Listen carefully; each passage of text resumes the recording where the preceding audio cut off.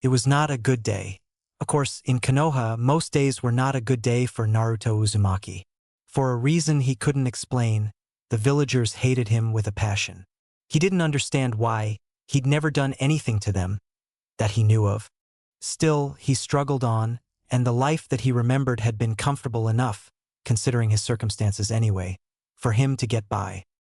Despite his distinct lack of family and being ostracized by the village, Naruto had a decidedly upbeat, trusting personality, one that showed in his daily activities.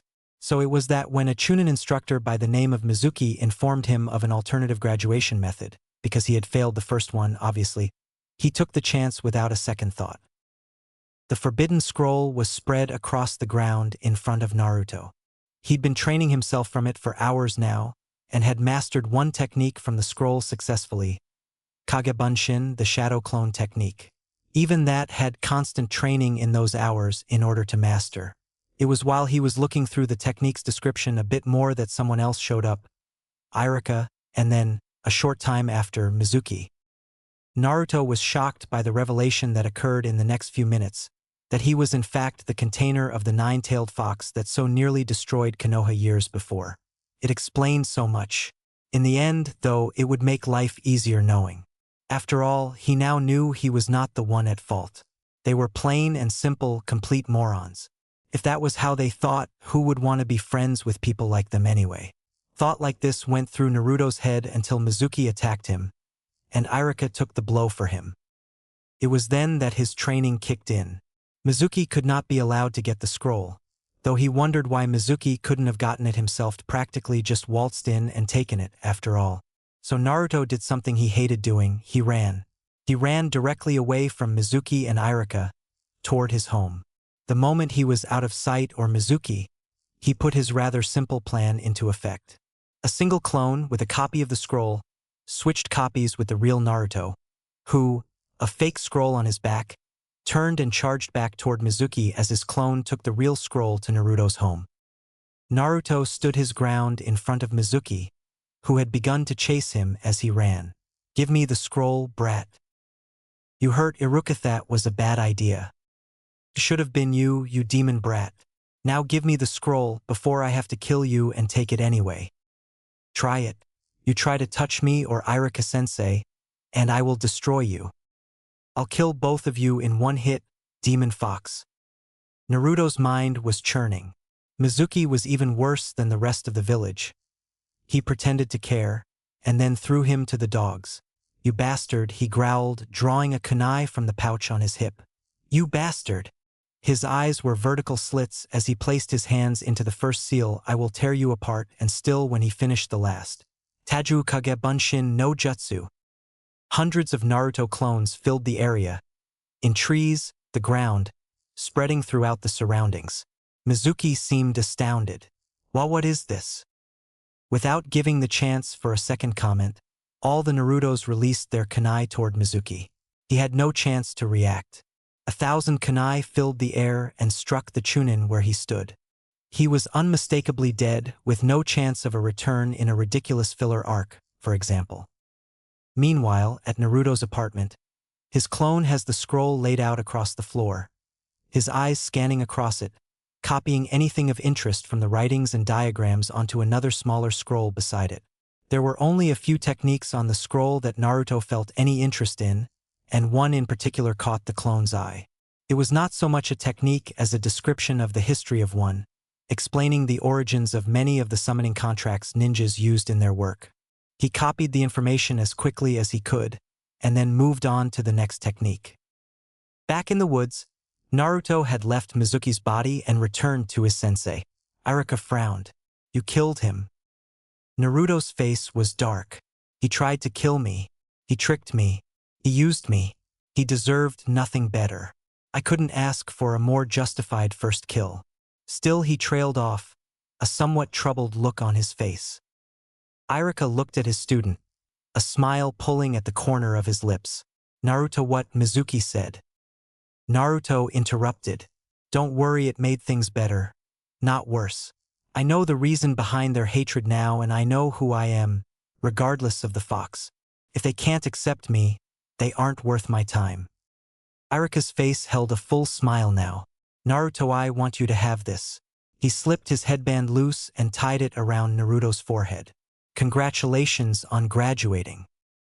Naruto's eyes widened, with convenient timing, as he was also surprised by the sudden flow of information he got from his clone as it desummoned itself. The scroll and its copied counterpart were both hidden, separately, in his house. Sensei, before we return, the real scroll is hidden at my house. The scroll on his back disappears in a puff of smoke. We should probably go get it and return it, huh? Arika sighed. When did you? Never mind.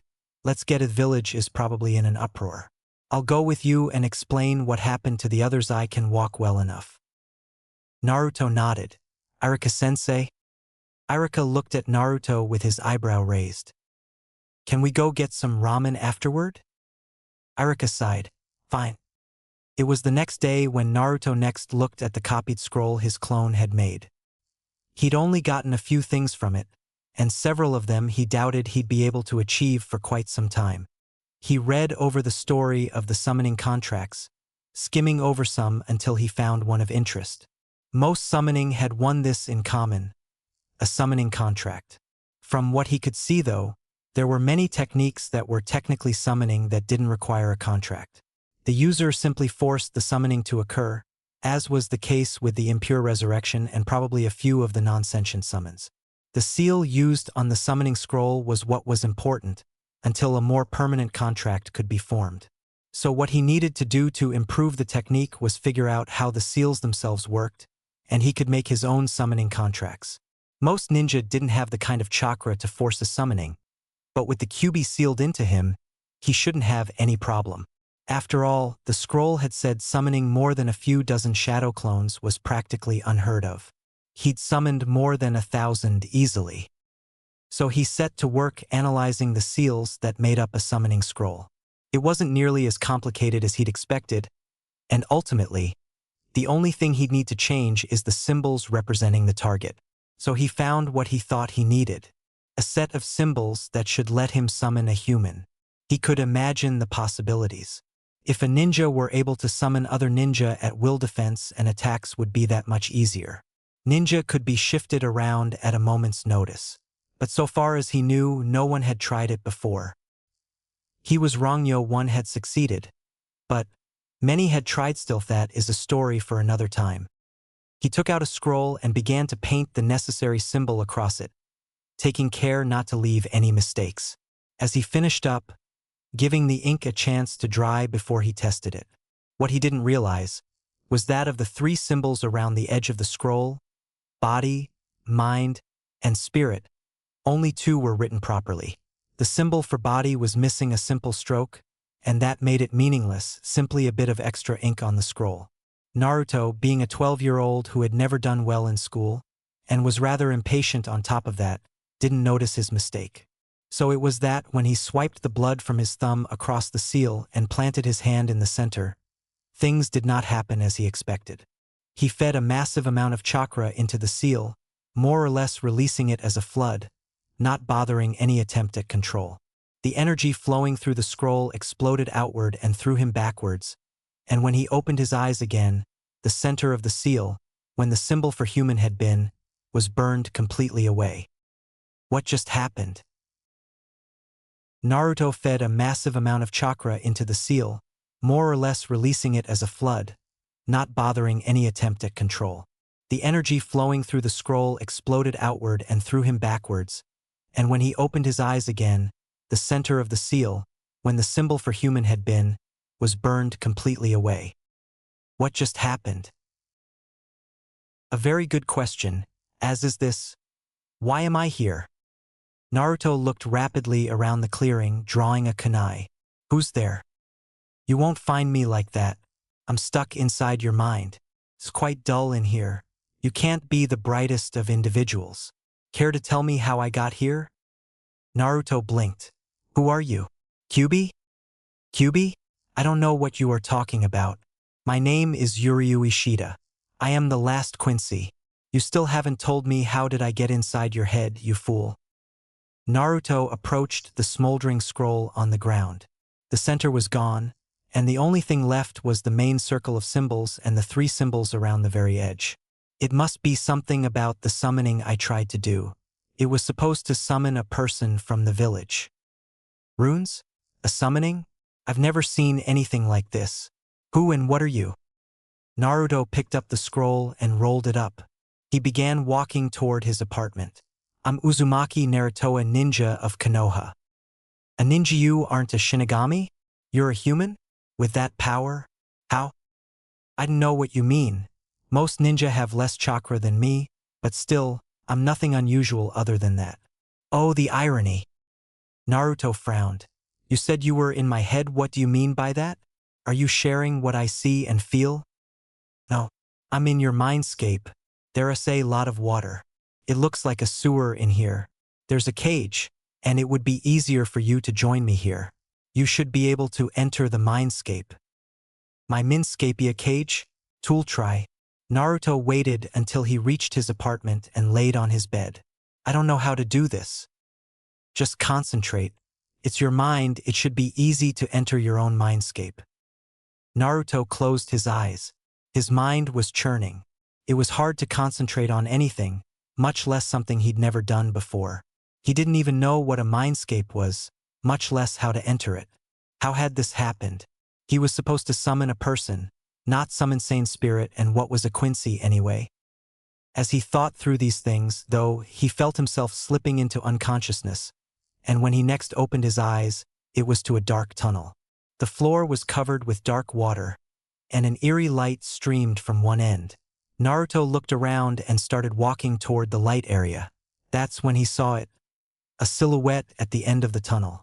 As he got closer, he could see more detail. The figure was a boy. He looked to be a few years older than Naruto himself, dressed in white, his hair long in front, framing a face that had a pair of rectangular glasses. His shirt looked similar to a doctor's coat, but simpler, and with a bluish stripe down the center where the sides met. Naruto. Yuryu? I don't really know what's ha. What kind of ninja wears an orange jumpsuit? Penning, wait. You said you were a ninja. You are wearing a bright orange outfit. That's complete foolishness. You'll stand out no matter where you fight. Naruto blinked again. Si like orange. He finished stupidly. Yuryu pushed his glasses up on his face a little. Obviously. Regardless, that's not what's important now. We need to figure out what is going on here. Can you tell me a little more about the summoning you mentioned? Naruto scratched his head sheepishly. I found instructions for the summoning technique in a scroll I borrowed.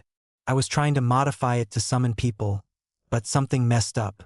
Instead of a person on the outside, I got you inside my mind. Can you send me back? I'd rather not spend all my time here in this place. Naruto frowned. I don't even know how you got here yet. I wouldn't know how to send you back. I'll ask for help if I have to, but I'll figure something out. Yuryu sighed. I see. I understand. Very well, in that case I have another question. What is that? Yuryu was pointing at the back wall of the room behind him. And don't say a cage. Naruto walked past Yuryu quickly and toward the massive bars. The lights in the room didn't extend into the cage. The bars were several inches thick, and a single paper tag in the center said seal. Beyond the bars, he couldn't see much of anything at first. As he adjusted to the darkness, he could make out a shape curled up inside the cell. The shape of an enormous fox. Naruto whispered to no one. Kyubi. Yuryu had apparently come up behind him. Kyubi? That's what you were talking about. What is it? Why is there a giant fox in your mindscape? Naruto scowls. Yes, a demon. The 9-tailed fox, strongest of the tailed beasts. He was sealed inside me when I was a baby. I just found out about it last night. Yuryu sighed. A demon, and you just found out it was inside you? He didn't know of me because I didn't reveal myself. I suppose that is now a moot point. Both boys turned back to the cage to see the enormous fox was now awake, raising its head and directing its gaze toward them. The two of you are very loud. I don't suppose you would mind quieting down? Yuryu raised an eyebrow. That's not very demon-like of you. I was expecting something less. He trailed off as he spotted Naruto's face. Naruto's face was contorted in what could only be described as fury. You are the reason everything is wrong in my life. You made the villagers hate me. You are the one who destroyed so much of Konoha. You damn fox, how dare you sit there so calmly. Practically my entire life is entirely your fault. No, I don't believe it is. I'm a demon boy, but that doesn't make me evil. I'm no saint, but I don't have any responsibility for those events you mentioned. While it was my body that did it, my mind was not involved. Naruto still seemed furious. Why should I believe anything you say? I can show you while we are in your mindscape. I can share our memories. All I need is the two of your permissions. Naruto was able to calm himself down for the most part after that. Fine. Show me then. Uryu paused. You said share memories, not show us yours. Does this go both ways? The Kyuubi laughed. Very astute, young human. Correct, the sharing of memories is two-way. It is a connection between minds, not a simple information transfer. The experiences of each person fuse to a degree. It can change people, but only so much as you let it. Do you accept? Uryu glanced at Naruto, then back. I do accept. Oh, find more about where I am.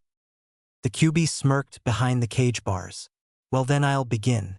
The demonic eyes inside the cage closed, and the process started with an image in the minds of the three beings. One of the attack almost 13 years before, then a flash of an orange spiral mask and a single red eye, a flash of movement, and a man with yellow hair standing in a clearing in front of the giant fox. The details began to fill themselves in from the fox's memories. The first man, the one behind the mask, approaching the fox inside his own mindscape. The second time the man had approached him. Madara Uchiha removed his mask to reveal the Manjikyu Sharingan, and with it took control of the Kyuubi in order to get revenge on Konoha for refusing him. He forced the attack, and the fourth Hokage, knowing of this, chose to seal the Kyuubi into a child. The Kyuubi saw the child, Naruto held in the arms of a crying woman, before being taken by the yellow-haired man, Namikaze Minato, the Yondaime Hokage. The fox saw all this while trapped in his own mind, while his body tried to destroy those he saw in front of him. A silver-haired man with one eye covered and another with long white hair tried together to hold him off as the Hokage began the sealing process with the infant now lying at his feet. As the massive fox stumbled away from the powerful attacks of the ninja, he could see Minato laying a hand on the shoulder of a far older man, who both Naruto and the Kyuubi recognized as the third Hokage. He spoke something to him and then to the other two ninja in turn quickly before returning to his task. The Kyuubi's sharp eyes saw him begin, with a single tear running down his face, begin the sealing, as he placed the first half of the seal on the infant's stomach, before the death god rose behind him and pulled the fox's soul out of his body in moments. He knew no more until he awoke inside the cage in Naruto's mind some time later. He didn't understand what had occurred completely, but he knew enough to know where he was. So he began the process of planning for himself. He started preparing his new vessel for his power. They all saw how he fed Naruto's coils with his chakra, slowly expanding them. He wouldn't allow his host to be weak, at least unless he could get out. This body would become powerful. When Naruto found out about him, he could grant him enormous power and earn himself his freedom, even if only in part. They all saw as time passed and the Kyuubi's mindset changed. He was never a perfect being, but he wasn't ever truly evil, just perhaps selfish, and of course his power had over the many years gone to his head, so to speak. Still, part of him when he was sealed hated it, hated the man who had done this to him, and hated the boy he was sealed inside. He would escape though, and that would be revenge enough, as the boy would never survive him overpowering the seal. This changed as the Kyuubi watched Naruto's life. He began to realize the boy was no more responsible for the Kyuubi's fate than he was for his own, which was proving to be a devastatingly poor one indeed.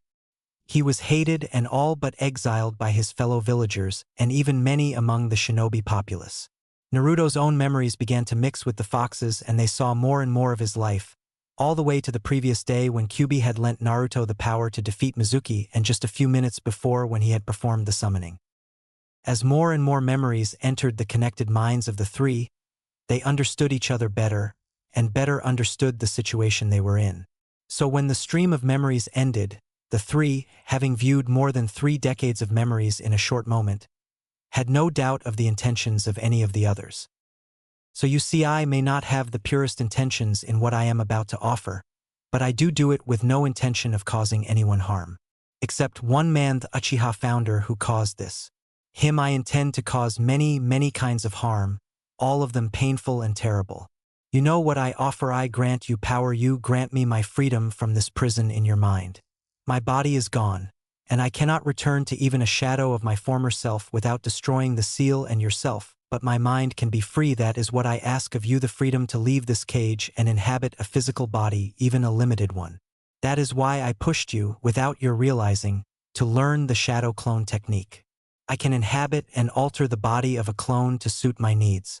Uryu should be able to possess such a clone as well, though his alterations will be far more limited than my own without such power as I have. Naruto was hardly listening. He was looking down at the water-soaked stone floor, his reflection looking back at him. Yandere was Hime father? The Kyuubi went silent for a moment. I believe so. How did you know? Naruto smiled weakly. I could tell from his face and the way he acted, and he looked so much like me. Uryu was silent. I know what went wrong.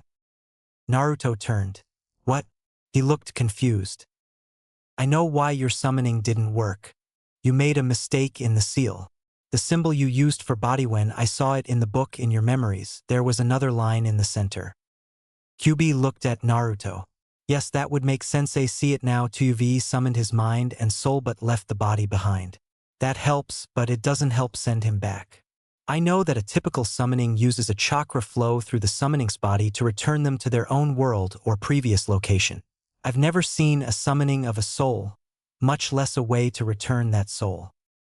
Uryu interrupts. In other words, I'm stuck here until he figures out a way to return me. I understand. Fine, he turned to Naruto. Until such a time as I can return to my own world, I'll do whatever I can to help you be successful. If you die on some ridiculous mission, I'll never get back. So long as I have your word to try and help return me to my world. Naruto nodded. I feel different, like I can think more clearly now. Did something happen during the memory link? Kyuubi approached the bars, and even as he did, his body shrank to the height and rough shape of a human, though still extremely fox-like in appearance. Our memories combined, that experience has changed us. We each gained a bit of the others in our mind because of that link. Experiences and memories shape a person, so these new memories have shaped your thoughts some as they did the original owner.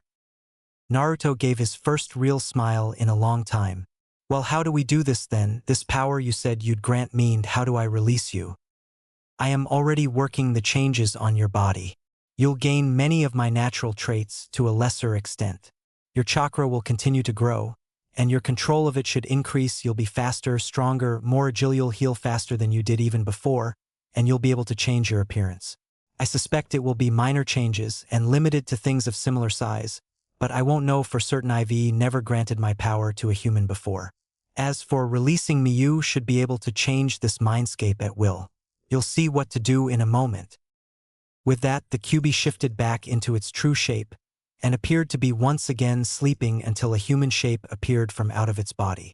Naruto was shocked to see what appeared to be a female version of himself, but with real whiskers, fox ears, and a tail, approached the bars of the cage.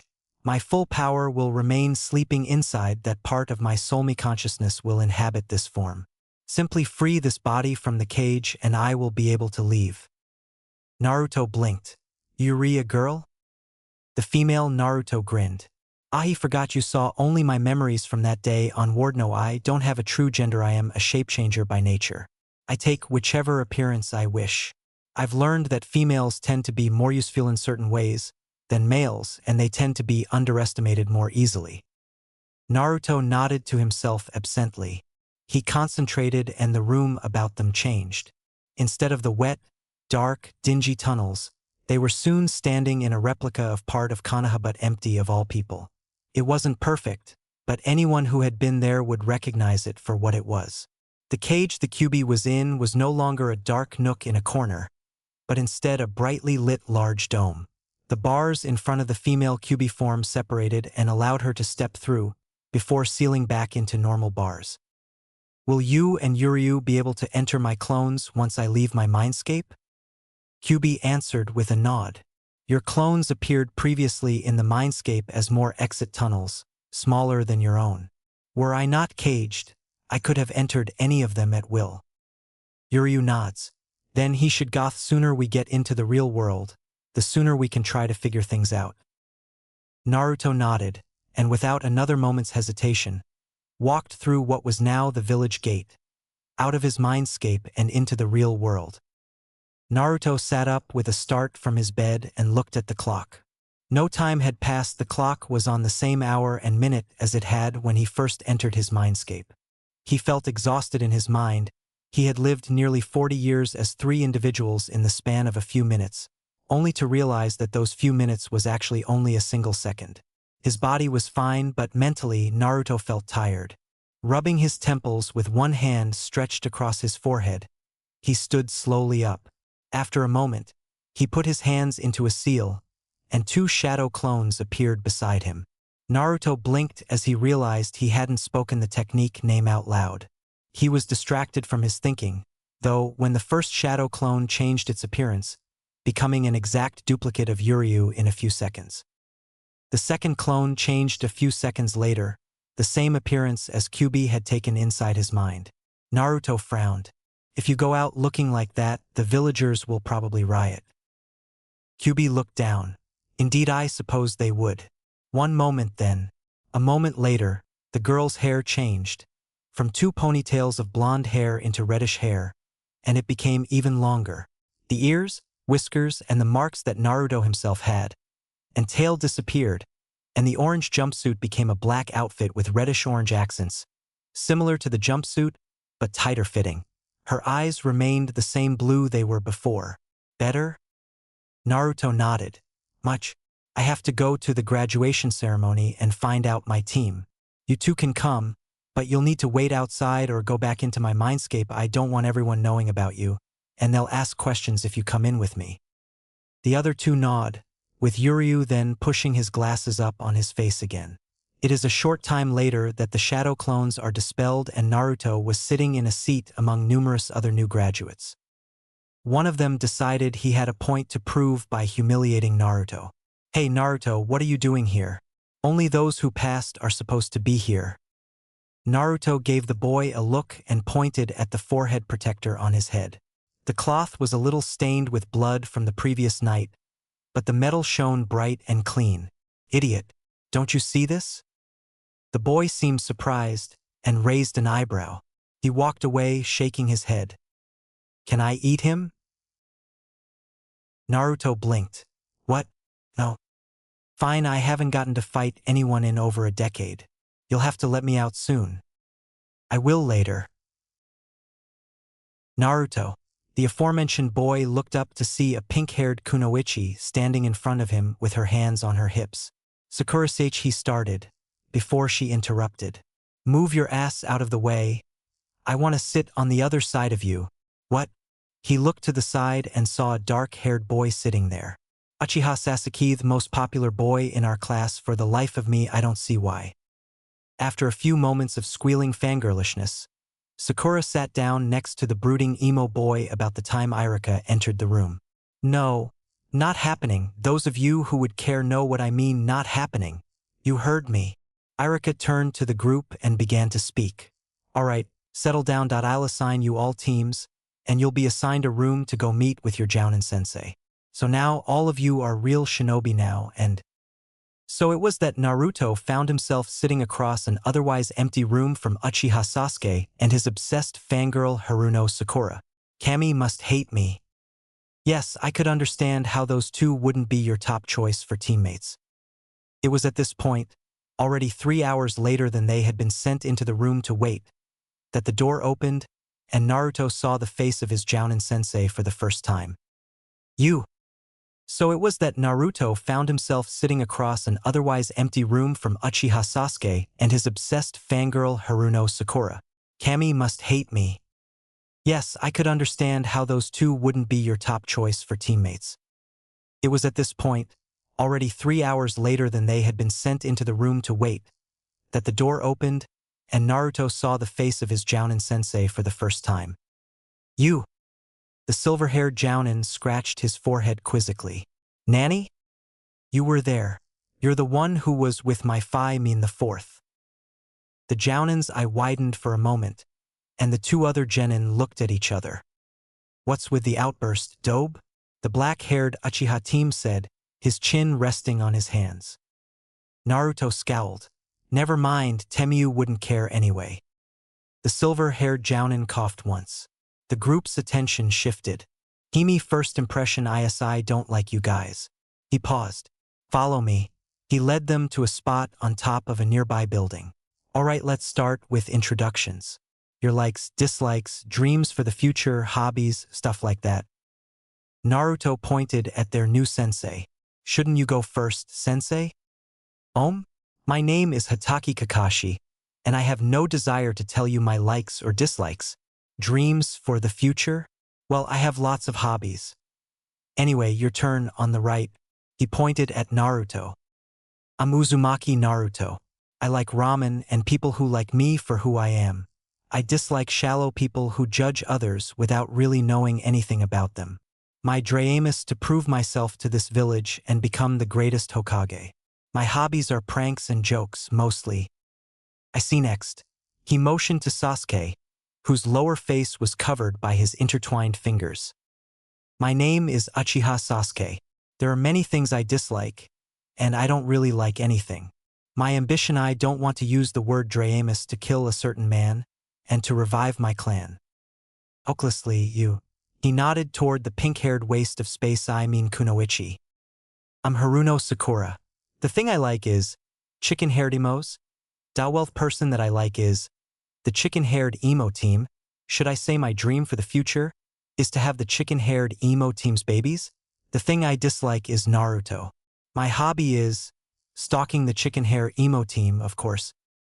Kakashi cocked his head to the side and gave them a bored look. Well, that's enough for now. We'll start our duties tomorrow. We'll be doing survival training. The following burst of complaints only got worse when Kakashi revealed the average passing rate for the training exam to be less than 33%. Meet me on the training field tomorrow morning. I'd skip breakfast, you'll throw up. A short while later they disappeared in various directions to prepare for the next day. Naruto was the first to arrive, and when he did, it was not in his usual attire. His outfit had changed to match more closely to that of the clothes Kyuubi had worn in Second form, though not as tight-fitting. Yuryu and Kyuubi had both insisted his outfit needed redoing, and after a short argument, he agreed. His jumpsuit was now not so baggy, and the main color of it was black with some dark orange accents. His shinobi headband appeared to have been painted a dull black, and he wore a belt with a matching, but smaller, metal plate for the buckle. He had black fingerless gloves, and a small satchel strapped to his hip for his weapons and supplies. Sakura arrived next, about 15 minutes early, 10 minutes after Naruto. She saw him lying against a tree, his face covered by a book. Who are you? We were supposed to meet Kakashi-sensei here. I thought as she looked at the blonde a bit more. Even with the drastic change, she realized her mistake. Naruto. Last I checked, that was still my name. Sakura frowned. Why do you look so different? Naruto pulled the book from his face and raised an eyebrow. I changed clothes.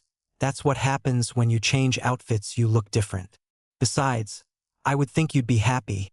All of you teased me for years about that orange monstrosity. Sakura looked shocked too. A moment later her expression changed to a scowl. Naruto baka, you're just trying to impress me again. I'm not interested. You'll never be as cool as Sasuke-kun, no matter what you wear. Naruto snorted. Right, because I really need to prove myself against the great emo avenger. He makes the cow on my milk carton look cool. Sakura-san. Naruto baka, Sakura screamed, swinging a punch at his face. It never landed. Naruto's hand intercepted and stopped it inches from his face. Don't try to hit me again, Sakura-san. I may not like the emo team, but that doesn't mean I want to hurt you as well. Sakura gaped at Naruto. her mouth opening and closing in a way that could remind him of nothing so much as a fish, possibly a retarded fish. Your hero is here. Naruto pointed at the approaching Uchiha heir, his hands in his pockets as he approached the training ground. He didn't say a word, regarding Naruto and Sakura with only a short glance before leaning against a tree some distance away. Sasuke-kun, Naruto Baka was telling lies about you, but I told him to stop. Sasuke shot her a look. You're annoying. Leave me alone. See why I don't like him? Sakura-san is not even kind to his adoring fans. I swear I just don't see what you girls see in this team. You've turned your attitude toward her around quick, haven't you? She could still make a good kunoichi if she'd just listened to reason. Right? It was a miracle the three made it through the next hour in one piece. Really, at least that all of them did. Kakashi showed his face more than an hour late to find two of his students tied to trees near the training field, and Naruto lounging against another tree between the two. Kakashi shot him a glare. They came after me, sensei. I could have killed them. I didn't. They should consider themselves lucky. I only instigated a little after all. Untie them. Now, as Naruto did, he hit a button on a timer he brought with him and held up two bells. The timer is set for noon. You have to get the bells from me by then. Whoever doesn't get a bell fails this test, and I will tie you to the poles over there while I and the others eat. Then you will be sent back to the academy. Oh, and you'll need to come at me with intent to kill. Don't go easy. Naruto raised an eyebrow. I'm definitely getting one of those bells. You may not have to. What? What do you mean? He said. No, Yuryu is right. When is the last time you saw a two-man genin team? Naruto's eyes widened. It's a teamwork test. Of course. Naruto smirked. Still, Kakashi doesn't realize what he's getting into. I am certain I'm not ready to beat him, but I'll give him more of a challenge than he ever bargained for. Naruto turned to his teammates as Kakashi disappeared from their view. It'll take all three of us to get the bells from him. We'll have to work together. You'll just slow me down, dope. Don't get in my way. With that, Sasuke drew a kunai and rushed into the woods after Kakashi. Sakura looked at Sasuke, then back at Naruto, before turning and following Sasuke into the trees. Sasuke-kun. Naruto slapped a hand against his forehead. Idiots both of the man. Sakura was supposedly the smartest in our class. I guess she's probably telling herself that he has a planus if a genin could take on a jounin like Kakashi alone. Now what am I going to do? You tried playing your cards close to your chest. Maybe you should reveal them. Not everything, of course, but enough. You can't force them to cooperate, so maybe you can prove yourself and get them to fall into line. Naruto nodded and ran after the Uchiha. He arrived just in time to see his attempt at defeating Kakashi. Kakashi was standing openly in the center of a clearing when Sasuke leapt out at him. Kakashi had his back turned, but he easily grabbed Sasuke's wrist with one hand as the kunai approached, twisted him around, and threw him into the woods. As he turned slightly, Naruto saw he was holding a book in his other hand. That cocky bastard. Naruto laughed silently. He's that much stronger, huh? He shook his head. Time to step things up. Naruto leapt out at Kakashi with a kunai in his hand. I'll see how hard he's willing to try first. He feinted a slash and then spun around for a kick. Kakashi easily caught his leg, and before he knew it, he was laying face first on the ground. He scowled. I know what this is really about, Sensei, he said even as he stood and launched another slash with a kunai. It was blocked by Kakashi's free hand, which had somewhere along the way pulled a kunai from his own pouch. Do you now? The jounin responded, giving the unusual smile he often did, even with only one eye visible. Naruto smirked and slashed at the bells. Kakashi sidestepped. You want us to fight each other, or I suppose I should say that's the point of the test. It's a test of teamwork. We should be able to cooperate to try and get the bells, even though by your rules only two of us could pass.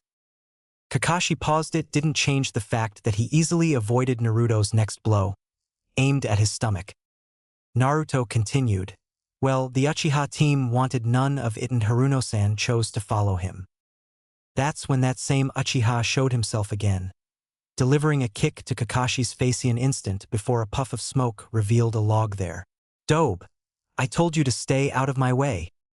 Naruto scowled. "I told you you can't fight him alone, nor can I. We need to work together. All of us." He shot a look at Sakura, who was standing off to the side, watching. "Speak for yourself, Dobe. I'm better than you'll ever be. I'll get the bells myself." Kakashi was leaning against a tree nearby, still reading his book with one hand, the other twirling a kunai. Sasuke charged at him. Naruto followed. Sasuke sent a massive fireball at the Jounin, and it almost seemed he was successful at first, until he heard the bells behind him, and Kakashi's kick sent him flying into a tree. Naruto was there when he came to a stop, offering a hand to help him up. "Convinced yet?" Sasuke knocked Naruto's hand away and scowled. "Damn it, Dobe. I don't need any help from a loser like you. I'm an Uchiha. I'll get the bells on my own." Naruto was getting angry by now. "What exactly makes you think that matters, you idiot? You think Kakashi will just give you the bells because of who your family was? Or do you think he'll feel sorry for you and give you a passing grade because of the tragedy you went through?" Sasuke and Naruto were no longer concentrating on Kakashi at all by this time. The aforementioned Jounin was watching their argument from a short distance away. Sasuke scowled. "Go away, Dobe. You have no idea what you're talking about." Naruto was furious. "I don't know what I'm talking about? Team, I never knew my parents, and I was hated for what I went through. You get everything on a silver platter. You've had praise thrown at your feet your entire life, without earning any of it, while I was tormented and hated for something I had no fault in. You get everything you could ask for because you had a famous family. You think your family was so great? My father was a better man than you or anyone in your clan ever was or ever would be." "Naruto, what are you doing? You can't tell the Uchiha brat. The third would have kept that secret for a reason." Kakashi was there to catch to kunai strike Sasuke aimed at Naruto, and had him restrained in seconds. "Let go of me, Hatake. I'll kill the Dobe. I'll kill him just like I will my brother. Let go of me, damn it." Sakura had walked closer. She was biting her lip and looked back and forth between the two boys on her team. Her eyes finally settled on Naruto. "Naruto, your father? It doesn't matter. It doesn't matter who my family was. That's my point. If you can't accept me for who I am, not preconceptions, then I don't want anything to do with you. Now, unless you're going to take the same path as the Uchiha Temu, still have those bells to get." Naruto looked at Kakashi and then turned around and began to walk into the woods. "I have a plan. Come with me if you want to pass this." "Naruto." Naruto turned and saw Kakashi had somehow knocked Sasuke out completely, and the boy was tied up carefully. "You were right about the test, but I've seen enough from Sasuke. I'm changing the rules. You and Haruno have until noon to manage to get both bells from me. If you do, you both pass. If not, send all three of you to the academy. And Naruto, don't say anything else about the past for now. We'll talk after the test is over, whichever way it turns out. I'm going to put Sasuke somewhere out of the way, and then we'll continue."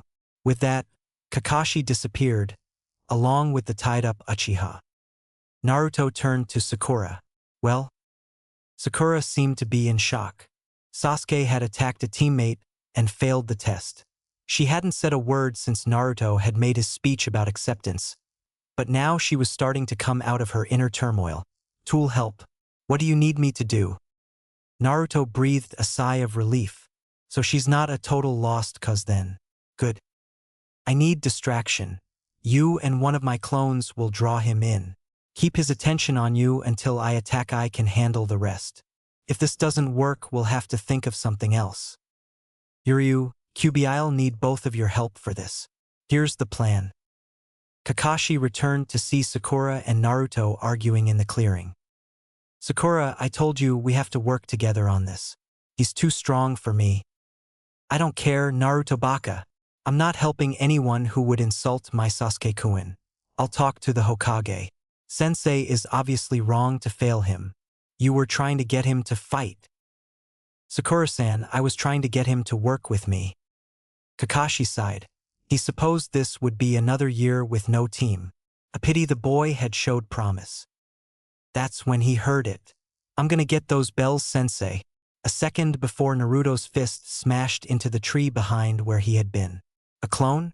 He glanced at the Naruto in the clearing. If it is, it's a good one. A shadow clone, perhaps? He landed between the two Narutos, some distance from the first he'd seen. The Naruto who had just attacked was shouting at him. I can't believe you almost fell for that, sensei. I noticed you stopped reading your book. Too hard to keep up with it? His hands closed into a seal. Kagebunshin no Jutsu. 3 clones appeared in front of Naruto and all ran at their sensei. 3 quick blows and all 3 disappeared in a puff of smoke. I put it away when you were fighting Sasuke. I'll catch up on it later. Naruto smirked. Kagebunshin no Jutsu. 3 new clones appeared. Again, 3 more blows from Kakashi made them disappear. You can't think this will help. You are just wasting chakra. Naruto smiled. Oh, I know, but I'm not the only one on this team. Kakashi shrugged as he casually sidestepped a kunai thrown by Sakura from behind. True. You aren't. Kakashi turned as he stepped backward, so both his students were now near the edge of his vision. Sakura waved at him. The clone was gone. You underestimate us, sensei. Kakashi looked behind him and saw a Naruto clone about 20 yards back, holding what appeared to be a bow made of chakra. That's not chakra. That's pure spiritual energy, which explains why I didn't notice it at first. I didn't think Naruto was capable of focusing his spirit energy so well. The clone put his free hand against the bow and drew back, a blue arrow forming behind his hand as he did, and a second later he fired it. Kakashi dodged easily, and it went just under him as he jumped. As he landed, he saw something running, a streak of red, across the ground where he had been standing. He scratched his forehead until he heard the ringing bells, as what appeared to be a fox crawled up Naruto's, the real Naruto, leg and back and dropped them into his hand. The fox jumped to the ground before shifting into another Naruto clone, which grinned before both clones disappeared. Well, sensei, what do you think? Kakashi blinked and looked down at his belt. The arrow had cut the strings of the bells cleanly.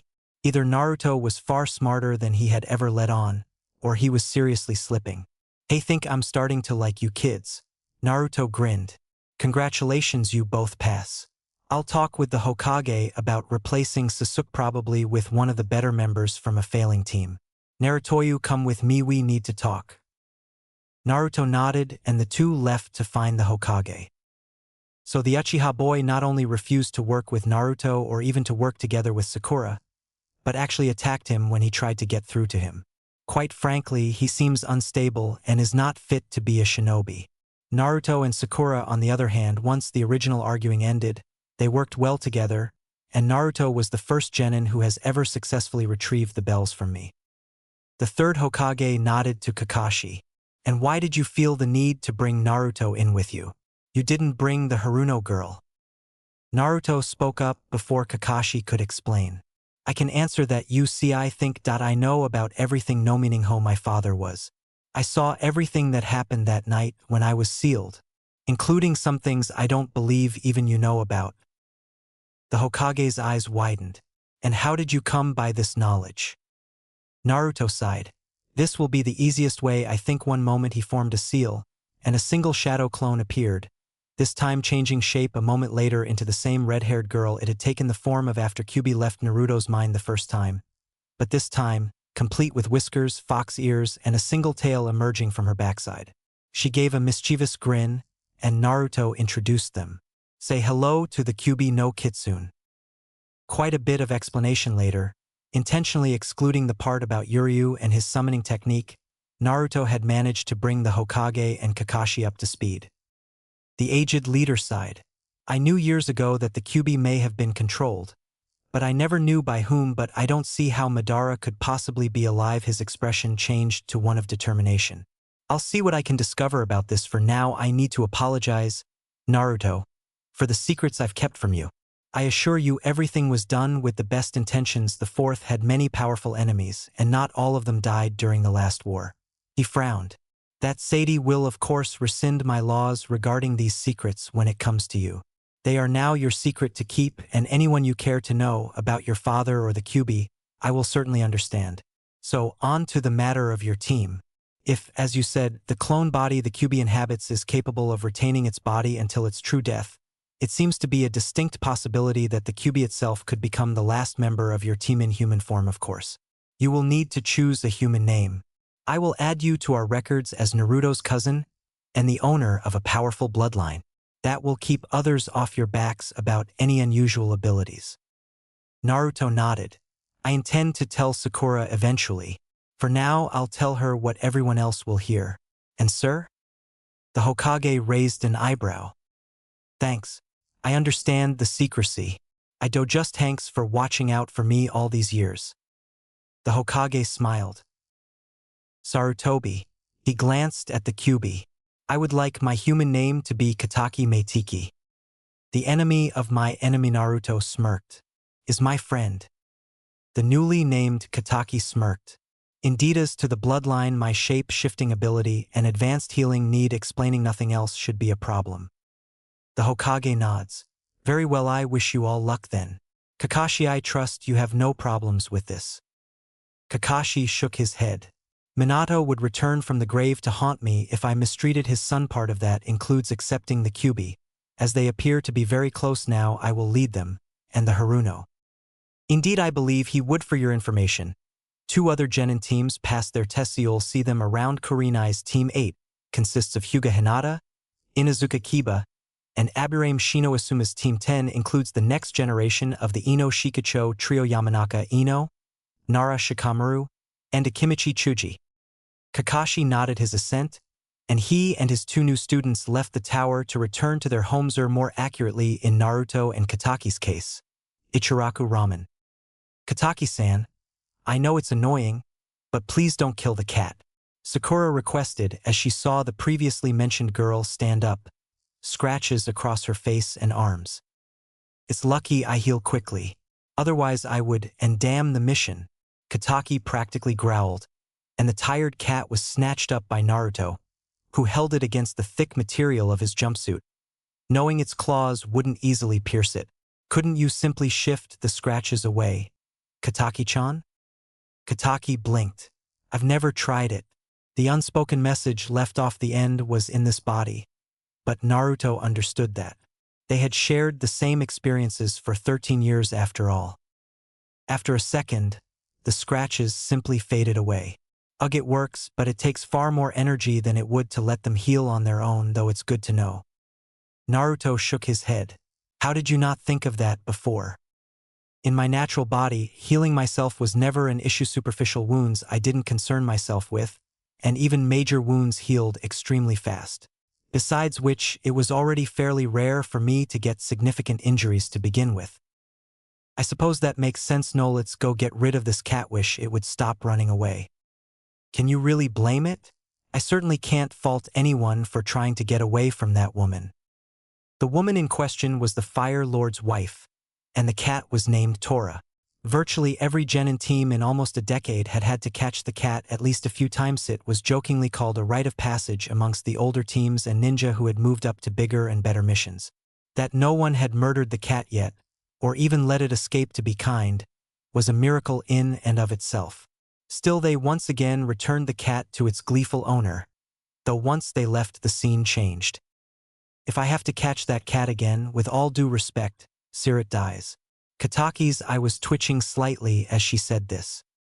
You're rather easily upset when it comes to that cat, aren't you? I hate cats. They are pathetic excuses for hunters. The big ones aren't so bad, but I detest these pathetic house cats. Naruto sighed. Sir, I think she's right. I'm quite frankly sick of these D-rank chores we've been doing. We could easily handle a C-rank mission. We've done plenty of D-rank already, and I'm sure there are missions waiting for a free team. The Hokage raised an eyebrow and shot Kakashi a look. The silver-haired teacher rubbed the back of his neck. They are ready for a better mission if there is one available. This time he shot Naruto a look. But we will do whatever mission you assign. His lone visible eye made it clear this was not to be argued any further. The Hokage chuckled. Okay. All 3 Genin blinked. Really? Sakura was the first to respond. If you want a C-rank mission that badly, I'll give you one. I have here a protection mission of a certain individual. Naruto smirked. Finally, who are we protecting, Hokage-sama? I'm about to introduce you to Zuna. Please come in. An older, obviously drunken man with a pack worn on his upper back entered the room. What's this? These are just a bunch of super brats. Especially the short one with the stupid face. Are you really ninja? Naruto smirked. Care for a demonstration? Less than a second later, 3 of each of both him and Kyubi were standing around the old man, kunai at several different vital points. They quickly stored the weapons away and stepped back.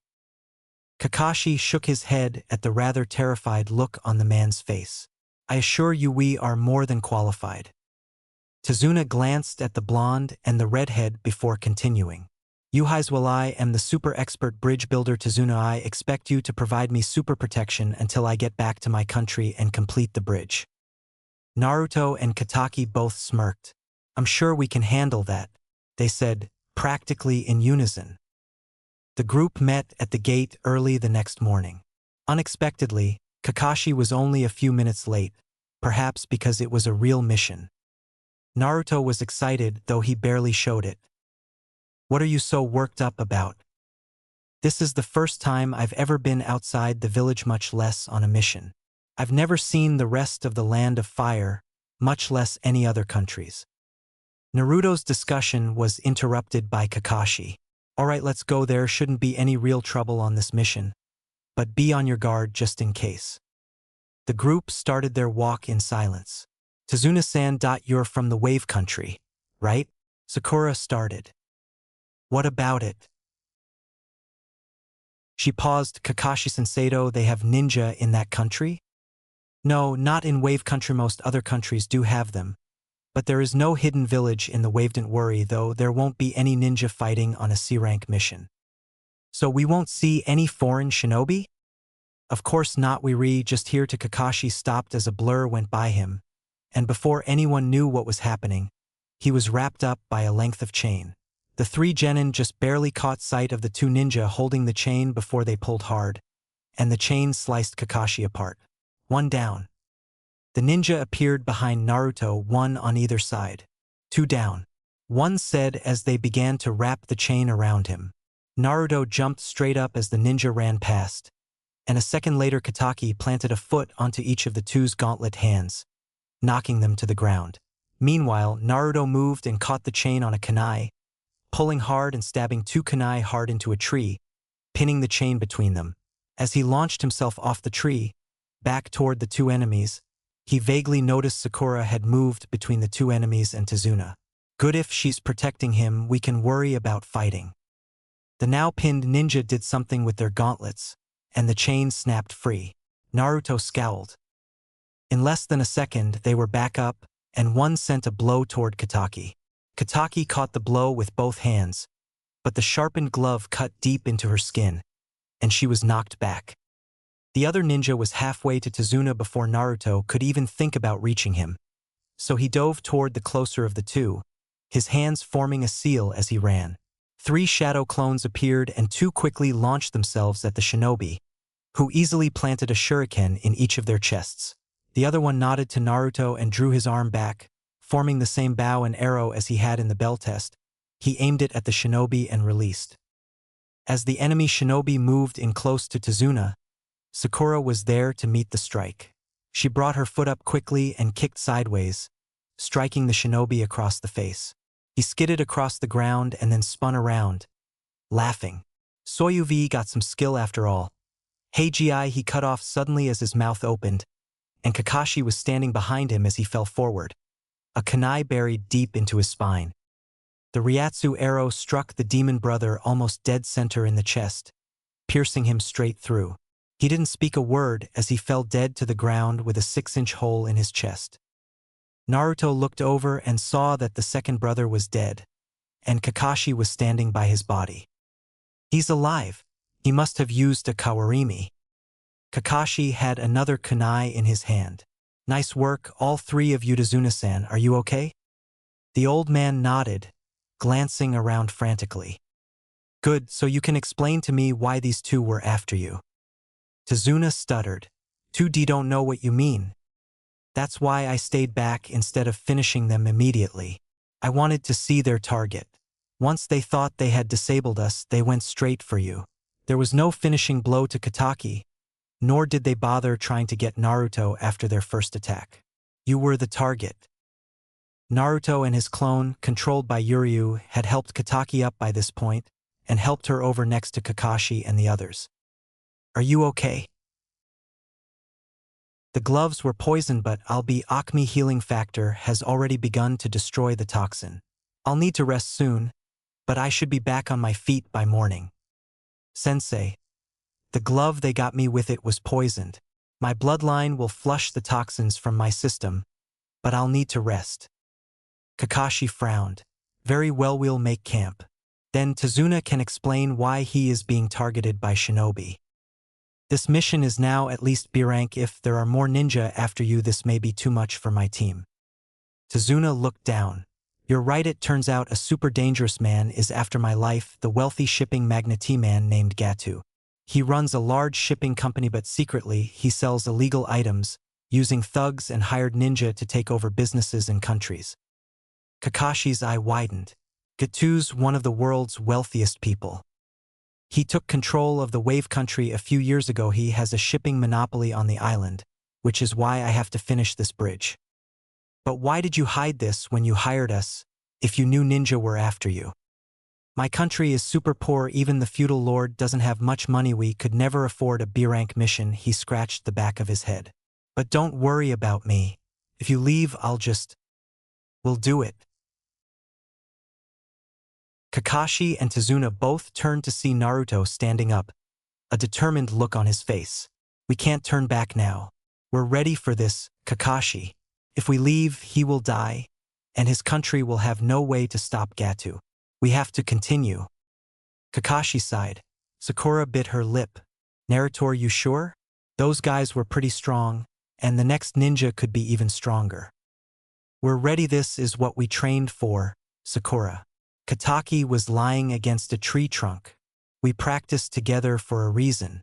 Me and Naruto have trained together in every free moment. You've been sparring against us and Kakashi every day since we became a team. Kakashi sighed. Fine, then we'll continue the mission at least until you get back to your country. Speaking of training, Naruto, did you manage to perfect that bow technique? Not quite. Yuryu can use it through my body, but I haven't been able to do it myself yet. I don't have enough spirit energy yet, and I'm having too much trouble focusing my chakra enough to solidify it. Did you bring the scrolls at least? We can work on the summoning and try to find a way to send Yuryu back when we are done. I think first we need to test what caused this. If this was simply a fluke, we may never figure out how to undo it without finding out exactly how it was done. The last attempt to reproduce it didn't work. We'll get it eventually. Now it's time to rest. There it is, the Wave Country and my bridge. Tazuna smirked as he pointed out the huge bridge from the tiny boat they found themselves rowing in on.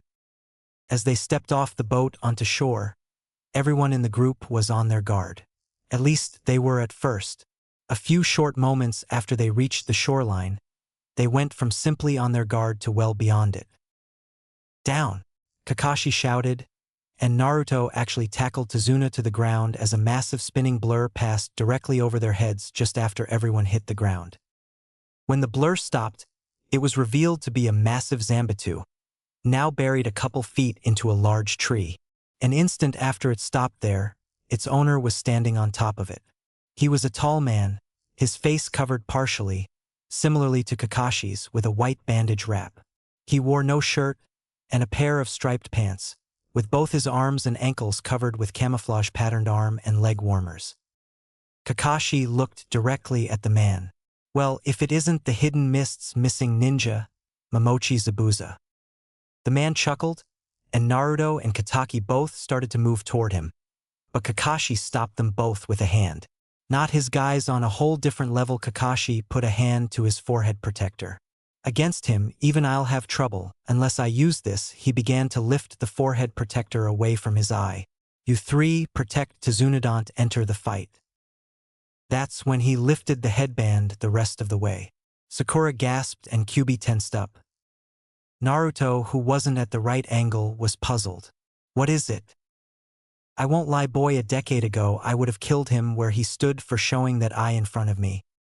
Naruto didn't quite have time to respond before Zabuza spoke. He Konoha's copy ninso, I get to see the famous Sharingan already? I'm honored. A Sharingan? But I thought. I don't know how he got it, but that is a Sharingan. It's not the same as the one Madara used against me, though I'll explain some other time. Kakashi was looking Zabuza directly in the eye, but the Mist Ninja hadn't moved an inch since he'd stopped there. When I was a member of the Hidden Mists assassination team, I kept a handbook, and this is what it said. The man who has copied over 1,000 Jutsu copy Ninja Kakashi. Now let's end this talking, I have to kill that old man. Zabuza crouched down on the sword and grabbed the handle of it. But Kakashi, it seems I have to beat you first. Naruto, Sakura, and Kataki moved to surround Tazuna, just as Zabuza launched himself away from the tree, ripping the sword out of the wood. He next appeared standing on the surface of the water behind them. Ninpa hidden mist no jutsu. Zabuza disappeared entirely from view. Be careful, he is an expert in silent killing. You don't even know he was there until you are dead. The mist around them began to thicken, and they heard Zabuza's voice echo from within it. 8 choices: liver, lungs, spine, clavicle, vein, neck, vein, brain, kidneys, heart, which should I go after? Suddenly he was there among the genin, face to face with Tazuna. It's over. That's when 2 snap kicks caught the underside of his jaw, and he flipped backward, landing near Kakashi, who just managed to hit him with a kunai in the stomach before he dissolved into the mist. Impressive.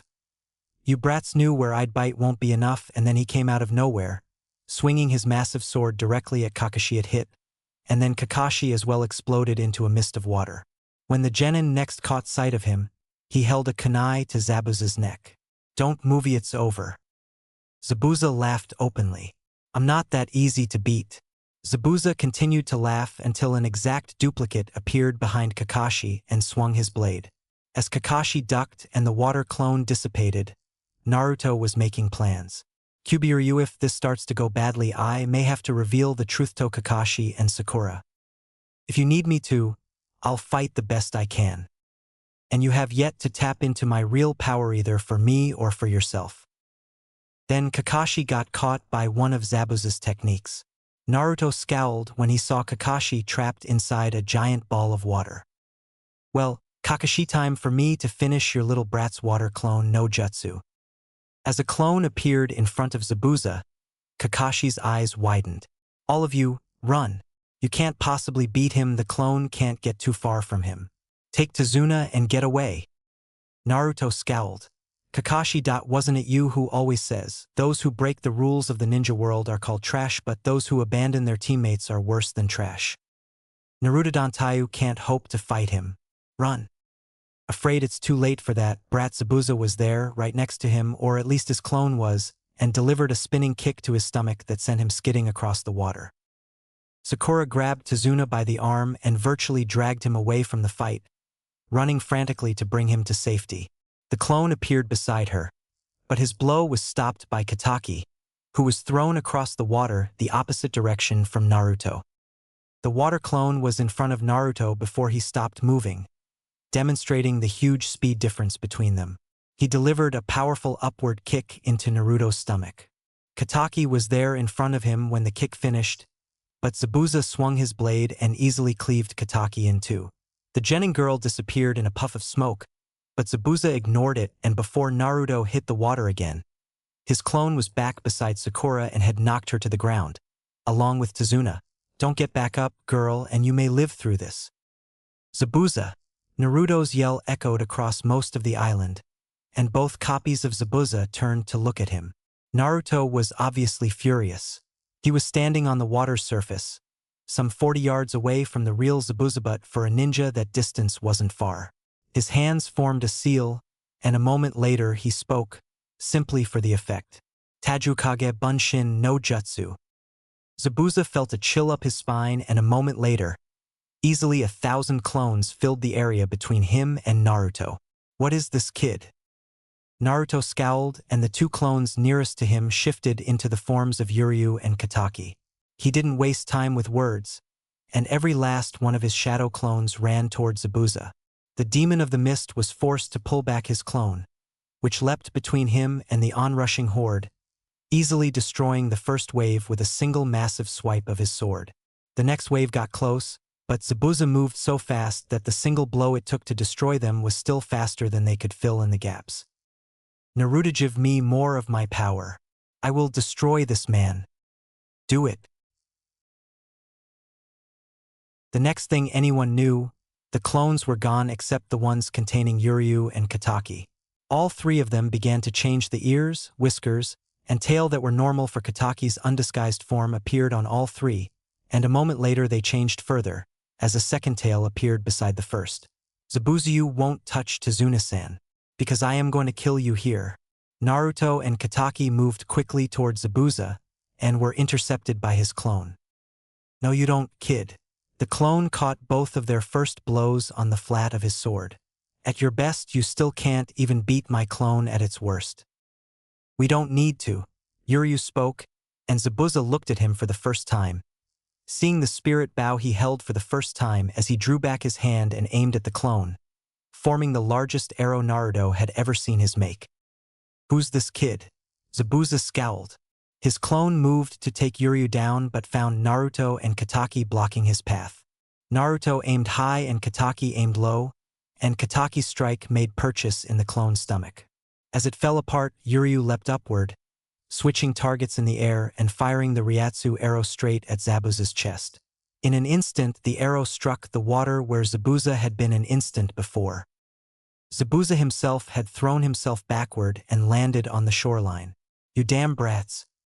Yuryu disappeared in a puff of smoke before he landed, and Naruto and Kataki's tails and ears slowly faded. Zabuza laughed. Looks like you're finished, Gudiri, done for. Suddenly, Zabuza wasn't laughing anymore, as Kakashi's foot connected with his cheek. After that, the fight didn't last long. Zabuza was battered and beaten by the time Kakashi knocked him into a tree with a water explosion technique.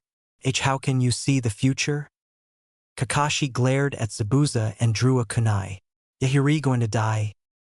Zabuza was battered and beaten by the time Kakashi knocked him into a tree with a water explosion technique. How can you see the future? Kakashi glared at Zabuza and drew a kunai. Yahiri going to die? That's when two long needles pierced Zabuza's neck and he slumped to the ground.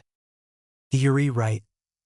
He's dead. There was what appeared to be a young masked girl, likely no older than Sakura and Naruto were, standing on a tree branch off away from the rest of them. Her mask was mostly white, with a red swirl across the lower half.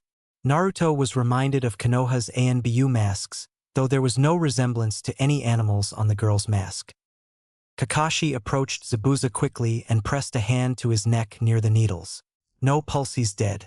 He turned to the newcomer. That mask, you are a hidden mist hunter, Nin? He already knew the answer. I've been trying to kill Zabuza for a long time. The hunter Nin suddenly appeared by Zabuza's body. Your battle is over. I must dispose of the body. His body holds many secrets. Naruto watched as she lifted the body, gave a quick farewell, and disappeared from view. She's fast. Probably no older than me either. How can she be so powerful? Kakashi collapsed shortly after their encounter with the hunter Nin and was carried to Tazuna's home and laid in a bed to rest. I used the Sharingan too much. I won't be able to move much for about a week, Kakashi sighed. The three of you can spend that time training yourselves, I suppose. But first, Kakashi gave Naruto a look. Sakura, I'd like to speak with Naruto alone. Sakura frowned, but turned to leave until Naruto put a hand on her shoulder. Wait, sensei, if it's about what I did in the battle, I think it's time I tell both of you. Are you sure about this, boy? He can't hide my existence forever, Fox. And the girl will eventually figure out about you anyway, especially given he's already drawn on your power in front of her. Yes, I am sure. Yuryu is right, and Sakura deserves to know. She's improved a lot since she saw what Sasuke was really like. Naruto sighed. Sakura, Kakashi, I have a secret I've been hiding since I became a ninja. And so Naruto explained everything about his secrets. He told Sakura first about his heritage and his history, who his father was, and what he had done the night of the Kyuubi's attack. He talked about what he had endured and what had happened the night he stole the scroll.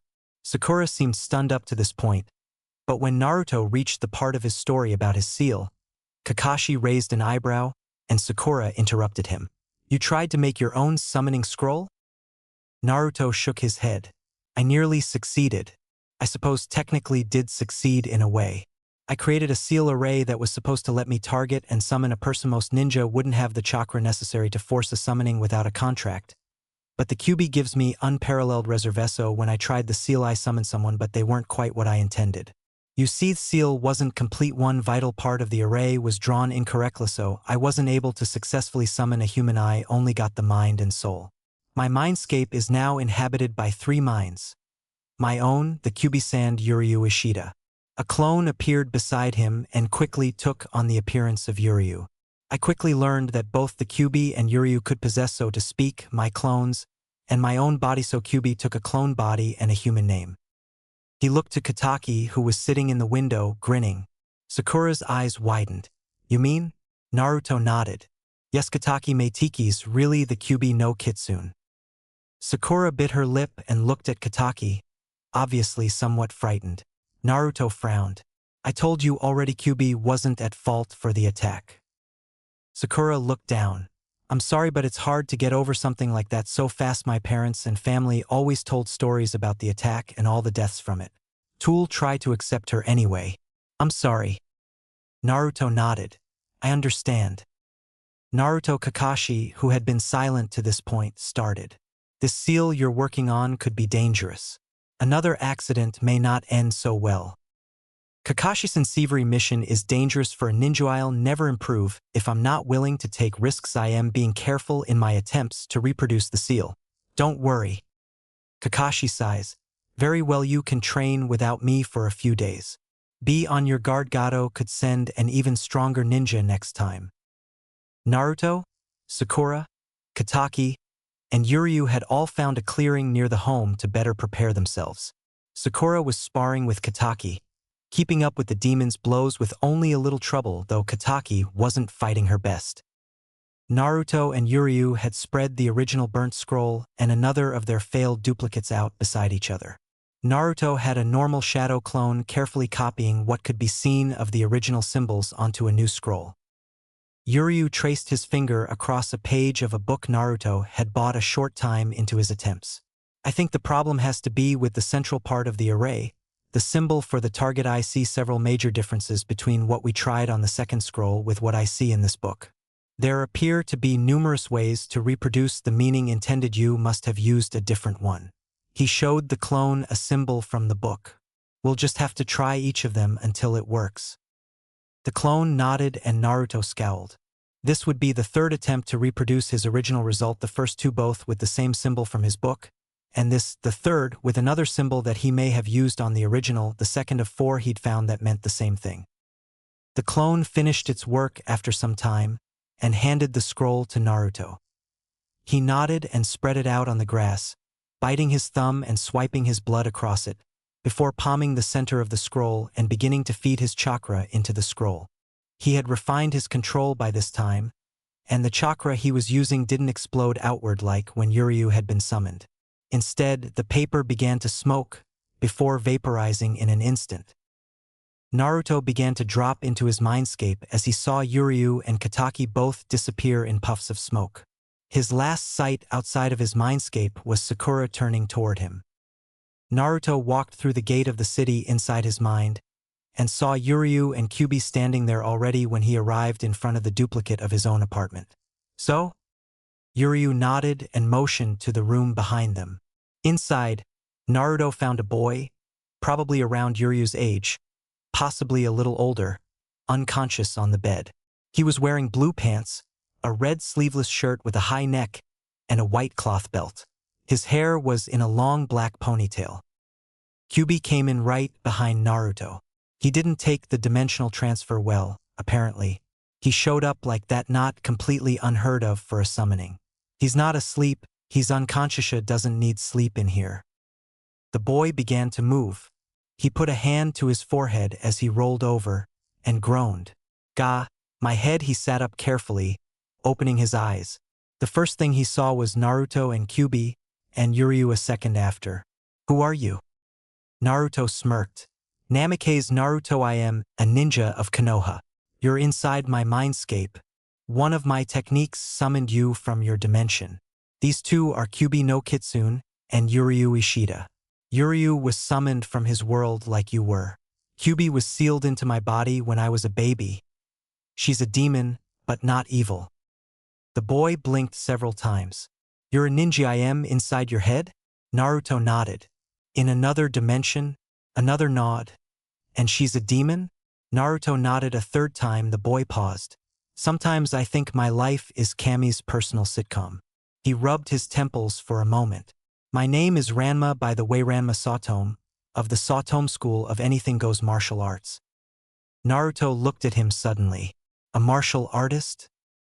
Naruto smirked as Ranma nodded. "Well, then you may be exactly what I need. I need to learn to fight better. My taijutsu isn't the best. I'm going to have to improve if I am ever going to win." This time it was Ranma's turn to smirk. "You want me to train you in martial arts? All right. I could use a break from the insanity back in Narama. How long will you keep me here?" Naruto frowned. "Well, that's the problem. I don't know how to send either of you back yet. The technique I used wasn't perfected. But now that I figured out the seal, I'm one step closer to fixing that. I'll let you return as soon as I am able. If I can, you can leave my mindscape in one of my shadow clones, though, both for training and for trying to live something resembling a normal life until you can return. I can't imagine being trapped inside my head all day would be enjoyable for you." Ranma looked at him. "What's a shadow clone?" Kyuubi was the one who answered this time. "A construct made of chakra that is an exact duplicate of the user. Naruto's have the ability, which I granted him, to change their shape, though he's by and large limited to human forms. So, you will be able to shape the clone you control as you wish. Your body will still be limited to his strength and such, but your appearance will be your own." As Kyuubi said this, she changed several times, first to a duplicate of Naruto, then an old man, and finally an older, middle-aged version of her previous female form, before reverting to the shape of Kataki. Ranma blinked. "You can shape-shift?" After a moment, a wide grin broke across his face, and he leapt up into the air, an arm raised. "Yes." When he came back down, all three of the other minds in the mindscape were staring at him. He didn't notice this, though, and instead continued his celebration. The others didn't understand why he was so excited about this, but anyone familiar with the character should understand his reasons. If not, see the end of the chapter. Ha! I knew I'd find a way to fix Pop's stupid mistake one day. I finally did it. Ranma seemed to be doing a happy dance, so to speak, and no one else spoke until he was through his rant. He turned finally and went up to Kyuubi. "When I return to my world, is there any way you can give me that ability the way you did Naruto?" Kyuubi stared. "Not it without access to your body. If I had your body here or I was there with it, I could probably alter it the same way. As it is, no, there's nothing I can do." Ranma's face darkened for a moment, but then returned to a more neutral, still slightly excited, appearance. Kyuubi continued. "Why are you so exuberant about this? Certainly it's a useful ability, but nothing quite as astounding as your reaction indicates."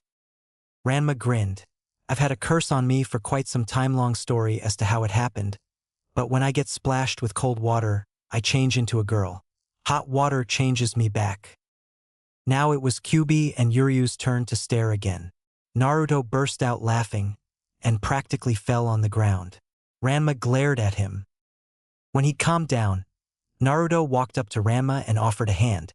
"Well, tell you what, if I can ever master the original purpose of the technique, I'll summon your body back here, and Kyuubi can try to give you the same ability. Until then, you'll get to be free of the curse so long as you are here, and you can help me train. Deal?" Ranma nodded and shook his hand. "So how do we do this?" When Naruto opened his eyes, he was lying on the ground, and Sakura was standing over him. "Naruto, you idiot, you had me worried. First that scroll disappeared and then you seemed to pass out. What happened?" Naruto rubbed the back of the head. "Note to self: lay down before entering the mindscape."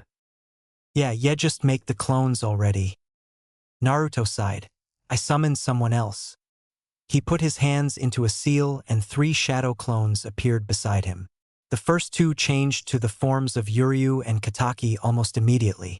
The third didn't change for several seconds more, as Ranma got his bearings in the new body, and then it too took on the appearance of its inhabitant, taking on the form of Ranma. Naruto nodded toward him. Sakura, this is Satomu Ranma. Ranma, this is Sakura Haruno. She's my teammate, another ninja, he's a martial artist. Ranma gave a slight bow as he was introduced, and then turned to Naruto. First things first, I wanna fight you, see what you're capable of as it is. Just you and Mion on one. Naruto smirks. Well, you'll be at a disadvantage, because shadow clones disappear at even the slightest damage. A big enough bruise can kill them. So how about one of my clones fights you? We'll be on equal footing then. Ranma nodded. If I beat you though, then afterward you have to face me without a clone. Naruto nodded and made another clone, which took up a fighting stance.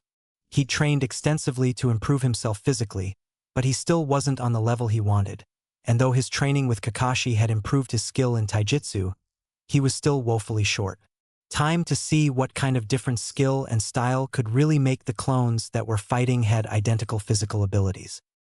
Ranma and the clone approached and started the fight after a short pause. Naruto watched his clone go for the first strike, aiming to kick Ranma in the side.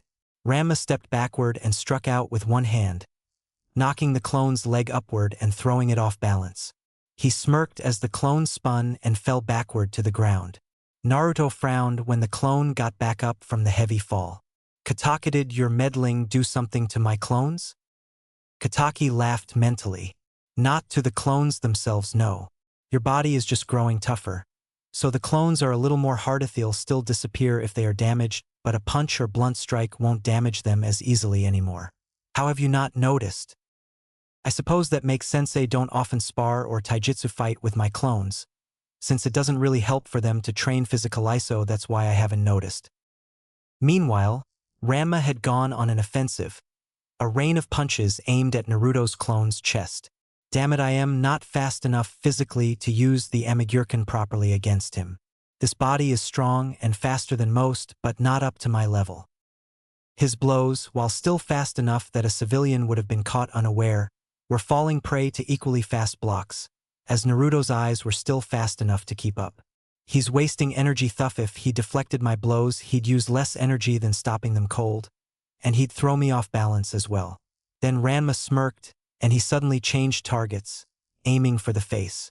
Naruto's clone went to block, but then Ranma dropped, his legs flying out and sweeping the clone's feet out from under him.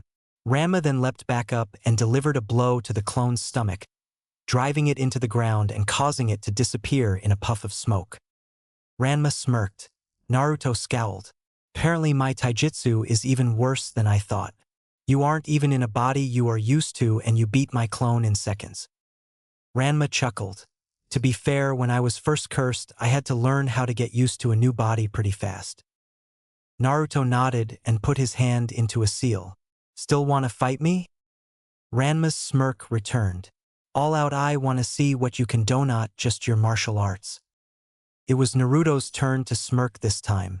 You asked for it, I won't hold back. Suddenly the clearing was filled with clones. Easily 1,000 copies of Naruto filled the area. Kataki had by this time climbed a tree and was watching from a tree branch. Uryu was against a tree trunk nearly Kataki. Sakura hadn't moved far, and when she found herself surrounded by clones, she began to move farther away from the martial artist and the original Naruto. She didn't want to get caught up in this. Ranma looked around. How the heck? He just managed before the first clones reached him. He ducked under a blow and then rose, essentially headbutting the clone in the stomach and causing it to flip backwards and crash into several others. All went up in a puff of smoke. Ranma didn't notice, as he was too busy blocking blows from the other clones as he stepped back. The numbers made it difficult for them to all get close to him, so he was only fighting a few at any given time, and he easily led them into a position where he was fighting only on one side, meaning even few reached him at once. Ranma was smirking as he focused his chi and released a blast of energy at the clones. Literally hundreds exploded suddenly into smoke, and Ranma had a few moments before any of those remaining could reach him. That the best you've got? You call yourself a ninja? You really do suck at this. The clones rushed forward as a mob, their anger rising. Ranma drew them in closer and began backstepping, bringing the clones into a spiral as they lunged forward and followed him. Their own auras mingled with his soul of ice, until finally, he completed the spiral, and with one final movement, unleashed chaos on the field. Hiryu Shoten Ha! The cyclone he formed filled most of the clearing, and even reached a few trees, ripping branches free and sending them flying. The clones were thrown around, smashing into each other and then thrown skyward. Naruto himself was almost sent airborne from the edge of the cyclone, and when the winds died down and the dust settled, only Naruto was left in the clearing. He slowly stood up, having been knocked down by the intense winds. A grin was on his face. "You're good." He put one arm out straight in front of him and the other against his wrist. A swirl of red and blue formed in his palm, beginning to shape itself into a long curve in his extended hand. But not good enough. The other hand began to draw back, and at first the colored energy followed it, but a moment later, the entire mass of chakra suddenly dissipated. Damn it, he began to draw a kunai.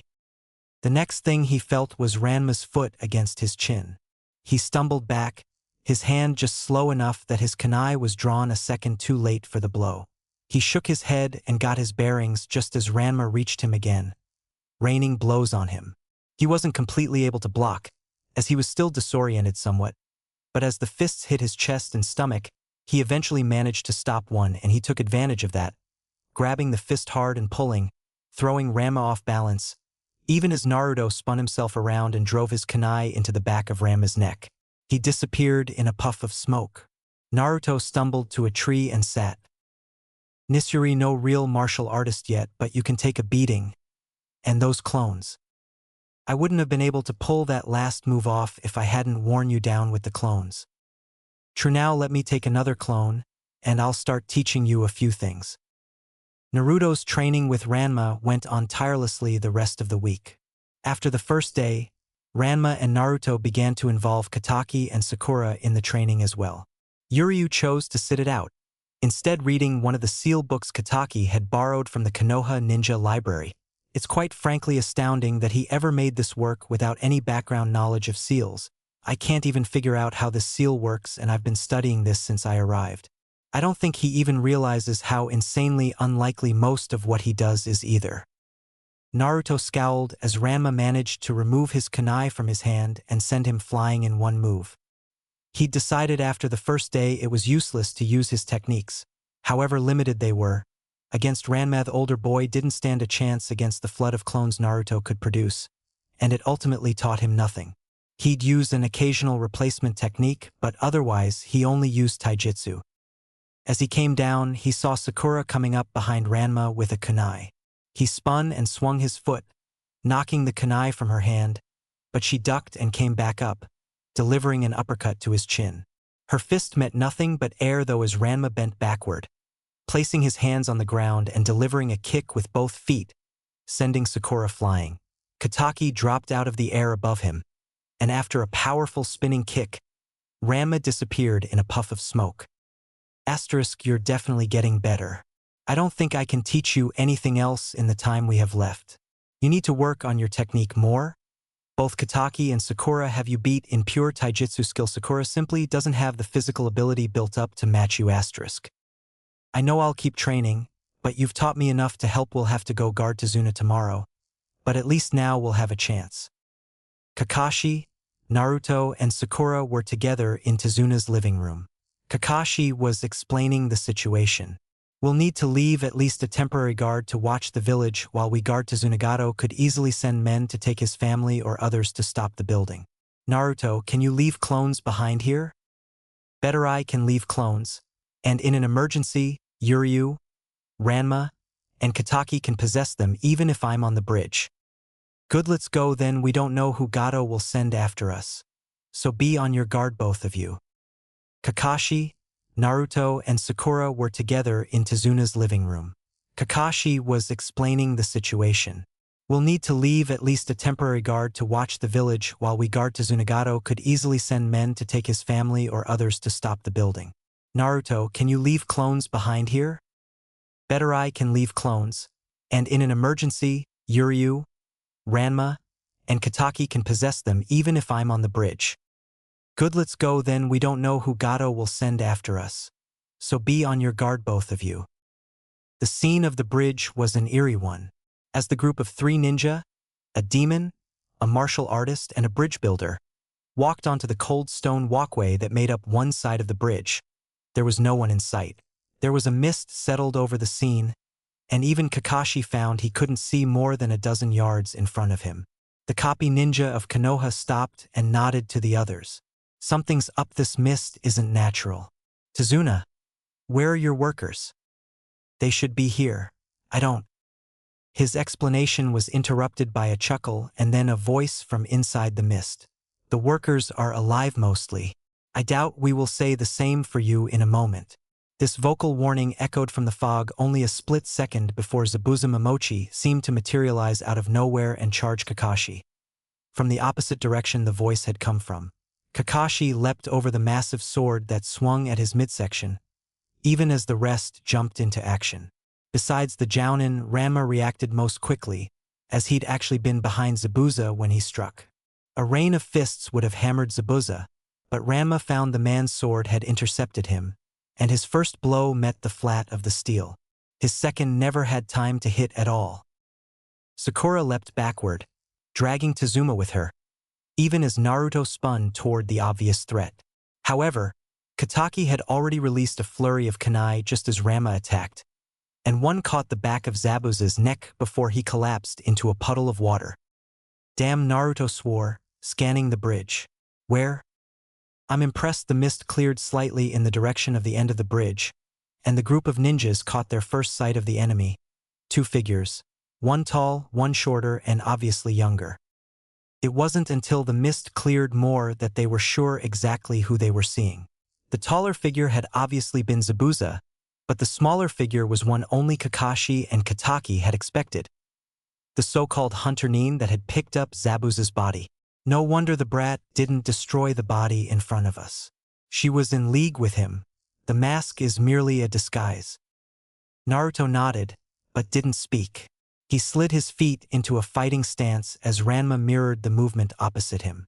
Kataki took a different stance between them. Kakashi stood beside Sakura and Tazuna, and was reaching for his headband. There are more of you this time. Zabuza didn't seem to be in any hurry to fight. Where did you pick up help, I wonder?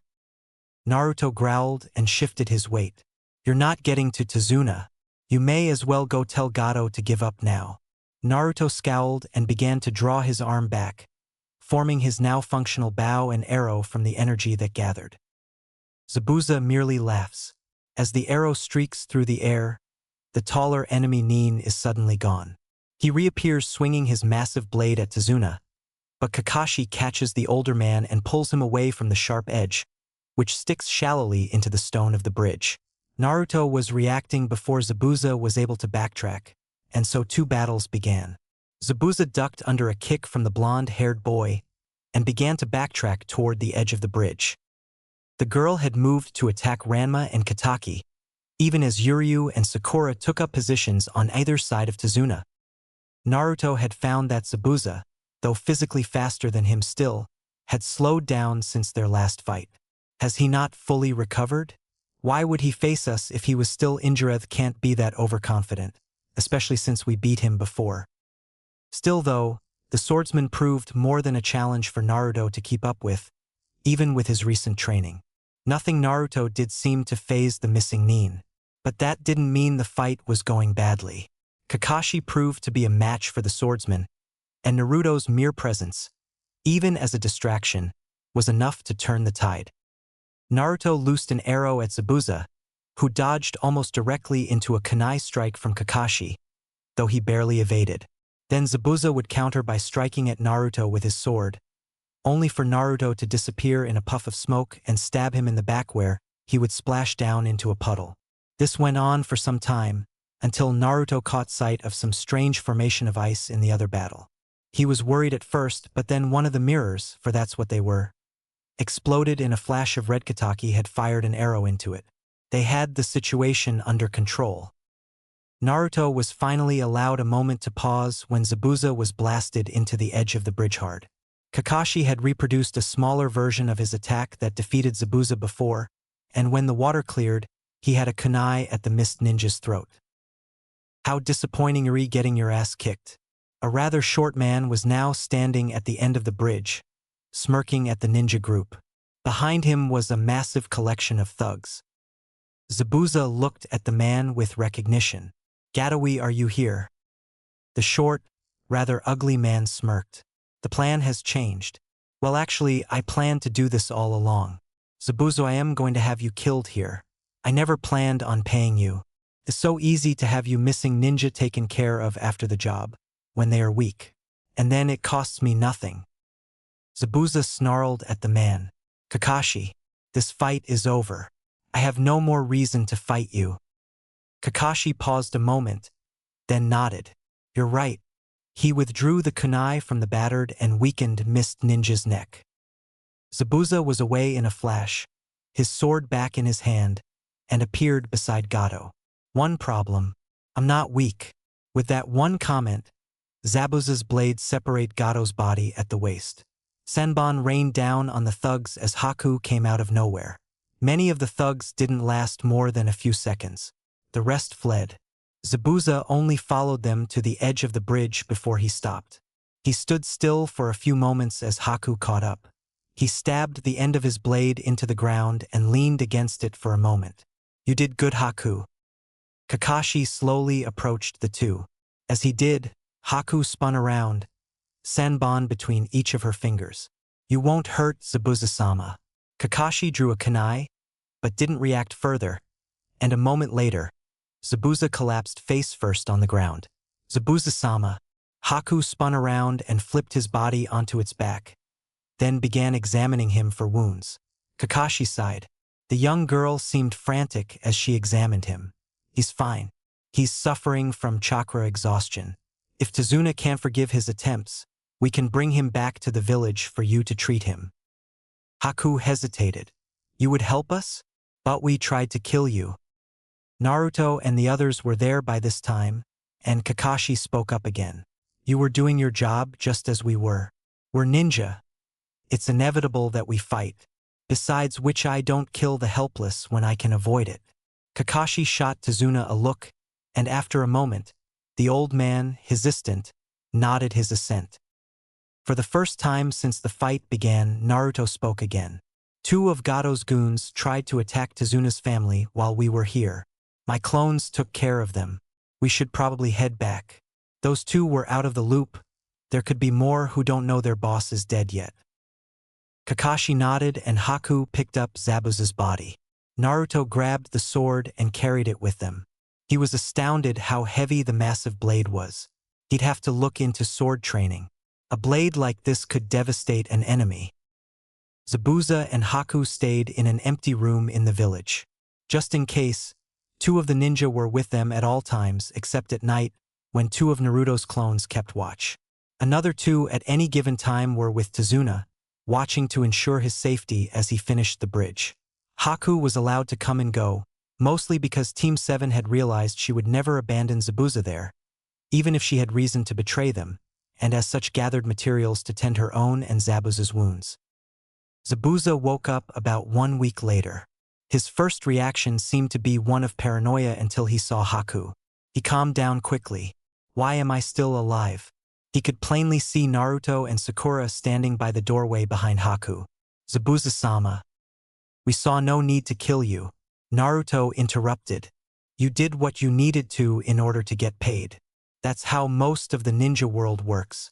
You didn't come after us when you no longer had a reason. That was enough to show you aren't quite the demon you seem. Zabuza smirked. Kid, I've killed for less than that. He slowly sat straight up, suggesting the demon of the bloody mist is going soft. You've got some nerve. Naruto chuckled. I don't have much respect for authority either. It's a nasty combination for them. Zabuza let another smirk cross his face. You've got potential, kid.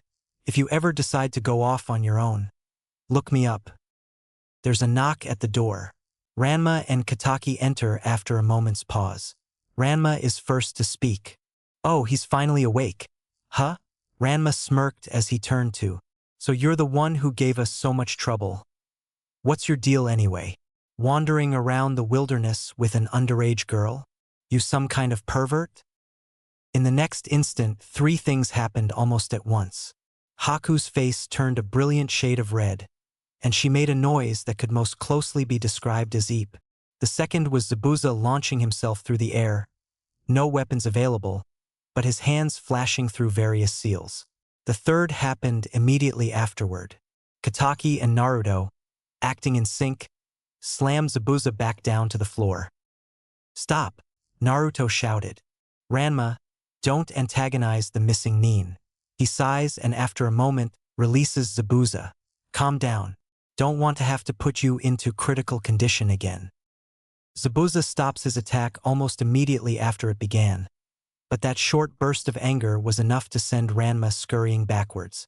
So long living in Naruma had honed his reflexes if not so much his common sense. Geez, relax. It was a joke. Zabuza muttered something no one could quite understand under his breath, then slowly stood up. Unless you plan on holding me here, I'm leaving. Where's my sword? Naruto nodded toward the door. Just outside. You're free to go if you like. Zabuza nods and walks toward the door. Haku follows him. Zabuza pauses for a moment on the way out. I meant what I said, kid. If you ever decide to leave that village, look me up. He shoots Ranma a look. Justin, bring him. With that final word, Zabuza slipped through the doorway and out of sight. Unless you plan on holding me here, I'm leaving. Where's my sword? Naruto nodded toward the door. Just outside. You're free to go if you like. Zabuza nods and walks toward the door. Haku follows him. Zabuza pauses for a moment on the way out. I meant what I said, kid. If you ever decide to leave that village, look me up. He shoots Ranma a look. Justin, bring him. With that final word, Zabuza slipped through the doorway and out of sight. You realize that this must remain absolutely secret outside your team. Tell no one besides myself about this. If anyone discovers the existence of this technique, have them brought directly to me at first opportunity. Kakashi and Team 7 were standing across the room from the third Hokage, having returned not long before from their mission in the Wave Country. Kakashi had explained the mission status before allowing Naruto to explain his own technique. The Hokage continued, I will change the records to have your team down as a special genin team. The story will be that your team consists partially of probationary genin frequent appearances and disappearances will be easily explained. You are not to allow anyone without knowledge of this technique to see your clones change form. I am classifying this and any further development as an S-class secret technique. Do you understand? Naruto nodded. Yes, Aji-san. A slight grin crossed his face. If that's it, I'm going to ask you all to leave. I need to speak with Kakashi. Kataki and Naruto both smirked before disappearing into the hallway. Sakura followed them out at a calm walking speed. The Hokage looked Kakashi in the eye. If he continues at this rate, he'll surpass you before the year is through, a far cry from the hopeless trickster he was before. Kakashi gave the same strange smile only he could give. I wouldn't say that, necessarily. If anything, the pranks are worse now. Kataki's a natural at causing chaos. They come less often now, but no one ever sees them coming. The Hokage fought a shiver at the mention of the two working together on pranks. Yes, well, that's not the issue I needed to discuss with you. You know that the Chunin exams are approaching again, and this time we will be hosting. Will your team be ready in time? Kakashi looked surprised. It's virtually unheard for a team to participate in the exams this soon. Naruto could certainly handle the exams, and Kataki Ice experience said enough that even I can't teach her much. Sakura Thuff's come a long way from her obsession with the Uchiha boy, and I've pushed her hard in improving herself physically. Booch's got effectively no ninjutsu available to her yet. She can use the academy basics, but that's about all. I don't believe she'll be ready to participate. The Hokage sighs. I expected as much. Very well. I want you to do your best to have them ready for the exams. If you judge they aren't, I won't push the issue. Kakashi nods. Certainly, Hokage-sama. Several weeks had passed, and Naruto ran through the streets of Konoha frantically. Where is he? We're running out of time. My area is clear. Nothing here. Asterisk same. Haven't seen anything yet. Asterisk. No sign of the target. Surrounding Naruto in varying directions were clones, numerous shadow clones spreading across the village. Yuryu, Ranma, and Kataki were among them, searching everywhere they could for their target. Suddenly, though, Naruto felt a rush of information as one of his clones' Disbelita kunai had clipped its neck. Naruto now knew where he needed to go. The East Training Grounds, by the gate. He's there. Hundreds of clones spreading across the village began to converge on that one spot, along with the 4 Konoha genin. There he is. One of the clones spotted the target, standing in the shadows outside the training ground, almost in the trees. The clones moved to surround the figure about the time the 4 genin arrived. They were indistinguishable from the normal clones. Naruto's clones launched themselves a dozen at a time toward the man, who moved faster than they could even follow. His kunai glinting in the dim light as it ended the dozens faster than they could even reach him. A second later, the man leapt upward, and an explosion took out the clones nearest the center, including Ranma. Naruto smirked and drew back his arm along his other, the now commonly seen spirit bow materializing in his hand. He lined up a shot at the cloaked man and then moved suddenly and fired directly into the air. The arrow exploded into a brilliant light show, almost like fireworks. He continued as if nothing had happened. His clones disappeared in puffs of smoke, save only 3, which reshaped themselves into Yuryu, Kataki, and Ranma. The 4 moved to surround the man, but before any could attack, a 6th person appeared in the clearing. As she landed beside Naruto, Sakura's eyes burned with a fire previously only seen when she was near her idol, but now reserved for battle. You started without me. Naruto shrugged. You weren't here. I signaled you, didn't I? The conversation ended then, and the 2 went back to the fight in front of them. Naruto charged the hooded and cloaked intruder, 2 kunai drawn, and then flipped through the air over the man's head, slashing more as a distraction than anything. He landed and kicked backwards, landing just short of the tree line. Yuryu had moved around to his left slightly, and Sakura slightly to the right. In sync, Naruto and Yuryu raised their arms and formed their bows, one a mismatch of bright blue and brilliant red, the other a more pale blue. Anyone who'd seen them fight would have come to expect this. What was not expected, however, was when Sakura raised her arm and did the same, but her bow was nearly twice the size of the 2 boys. Spirit fusion. Divine bow. Sakura's bow was the palest pink, almost, but not quite white. A moment after the 2 boys released their arrows, and the man leapt up and over them, she released her own, which shattered into 100 pieces and pummeled the man's body. He disappeared in a puff of smoke an instant later. Good work, all of you. Kakashi was standing behind Naruto, who hadn't even noticed his approach. What was that? Naruto was looking at Sakura with shock. Kakashi was actually the one to respond. Every day when you, Kataki, and Yuryu work on the seals for the summoning, Sakura has been training with me, you know that. What you didn't know was what she's been working on. I taught her what little I know about spirit energy, and she more or less figured out how to focus it on her own, but with my help, she's learned to take it a step further and combine it with the mind and body energy already present in her normal chakra. Sakura interrupted. I can use this spirit chakra far more readily than normal chakra, since it's linked more closely to myself. I decided to copy the appearance of the bow because an opponent would expect a straight shot. I can do that too, but the shattering is more effective. Kakashi coughed. Yes, well, regardless, you all did well, both in the search and the fight against the clone. So anyway, I've nominated the 3 of you for the Chunin exams. Here are your applications. He handed each a slip of paper. Sakura looked shocked. Are you serious, sensei? The Chunin exams? Aren't they supposed to be extremely dangerous?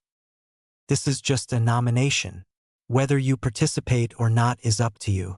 If you wish to take it, sign that paper and turn it in to room 301 by 4 p.m. tomorrow. That is all.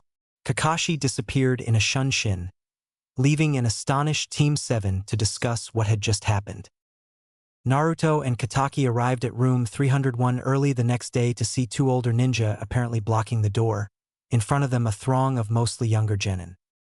Do you sense it too? Yes, they've set up an illusion here. Want me to take care of them this time? I believe they are trying to the ranks. It's probably a test. Leave them be. If they can't figure this out, they shouldn't be here to begin with. Naruto turned around to walk to the next level just as Sakura walked up. She looked at Naruto walking away, then back at the group of genin, before smiling and turning around to follow her teammates. A few others from the throng silently slipped away from the crowd, a few at a time, until eventually they were all gone, either to return to their homes in premature defeat, or to slip upstairs to find the real first test. Team 7 entered room 301 to see it filled with countless other students already. Apparently the trick downstairs hadn't fooled as many as it had seemed. Naruto Baka! A shrill voice broke over the din, and a moment later an open palm connected with Naruto's left cheek. Kataki blinked and then burst out laughing as Naruto fell back on his ass. What the hell? Naruto looked up at the blonde female who had slapped him with more curiosity than anger. She looks familiar. Where have I seen her before? I don't know, kid. Sakura looked puzzled. Ino-chan? Naruto blinked. Oh, that's where I know her from. That's Yamanaka Ino. She's from my class at the academy. Ino rounded on Sakura next. You! How can you be hanging out with that freak after what he did to Sasuke-kun? Sasuke-kun should be here instead of him. The Hokage won't even let him rejoin the academy. It's all that monster's fault. Sakura lowered her head. Inoit's not you haven't seen what I have. Sasuke, he totally lost it. He lost it and tried to attack Naruto, just because it tried to get us to work together. If not for Naruto, neither me or Sasuke would have passed Kakashi-sensei's exam. Naruto didn't do anything but talk to him. I was mad at first, booty. See, I was wrong now.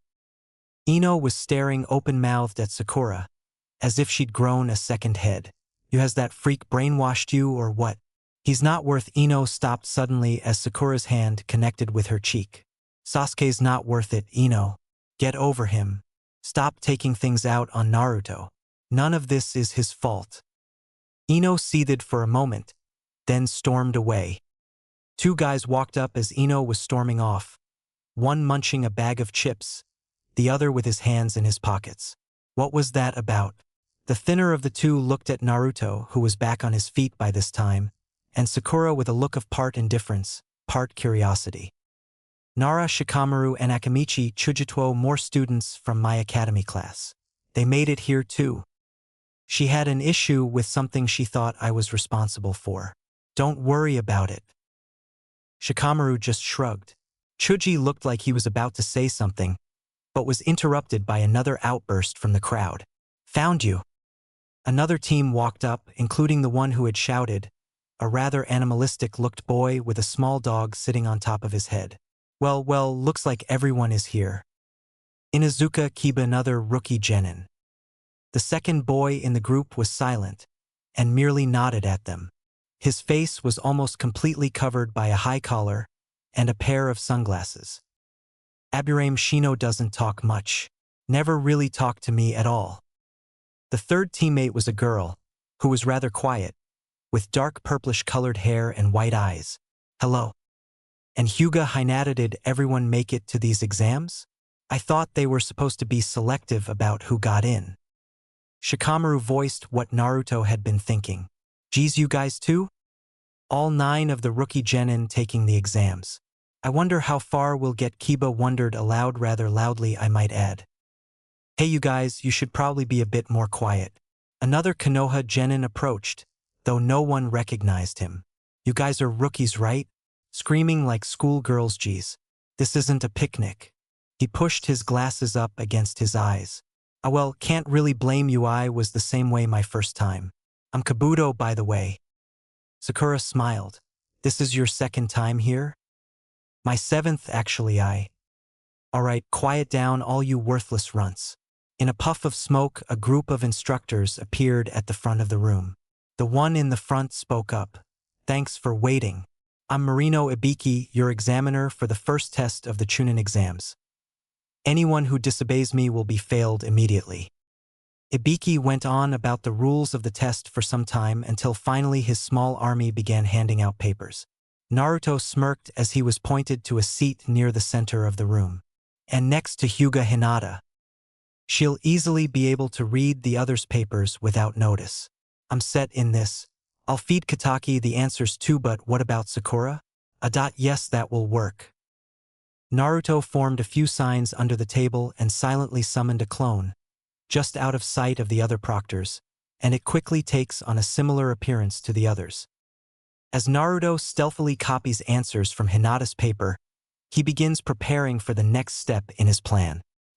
He reaches his arms up in the air, yawns loudly, and twists his body as if stretching. He pauses slightly longer than necessary on one turn, catches Sakura's eye behind him, and mouths ask to leave, to her before returning to his copying. He hears nothing but normal testing sounds until Ibiki speaks. You there, in the back, what do you want? He hears Sakura's voice. Sir, I need to use the restroom. Fine, have one of the examiners take you, and leave your test with me. Naruto smirks as Sakura leaves the room with his female-bodied clone.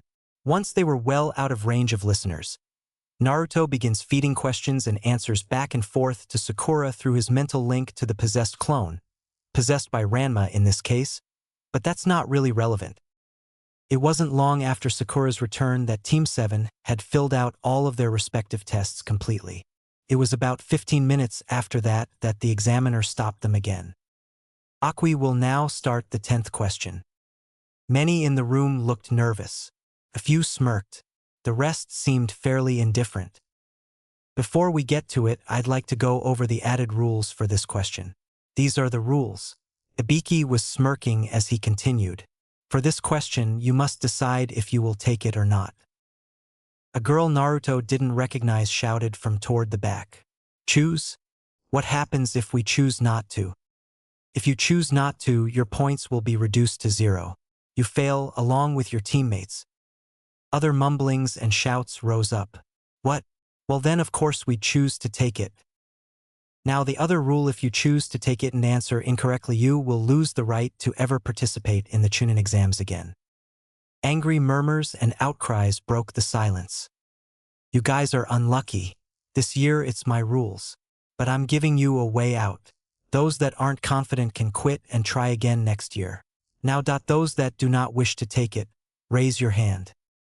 The room became deathly silent. What is he thinking putting that kind of importance on a single question? I'm confident in my ability, and Sakura is brilliant, but what about everyone else? Last chance to quit. Hands had been raising slowly over this period, but finally no more went up. Ibiki smirked once more. Good decision, Snodo. Everyone still remaining. I congratulate you on passing the first test. What? We already pass. What about the 10th question? Sakura looked shocked. There was none.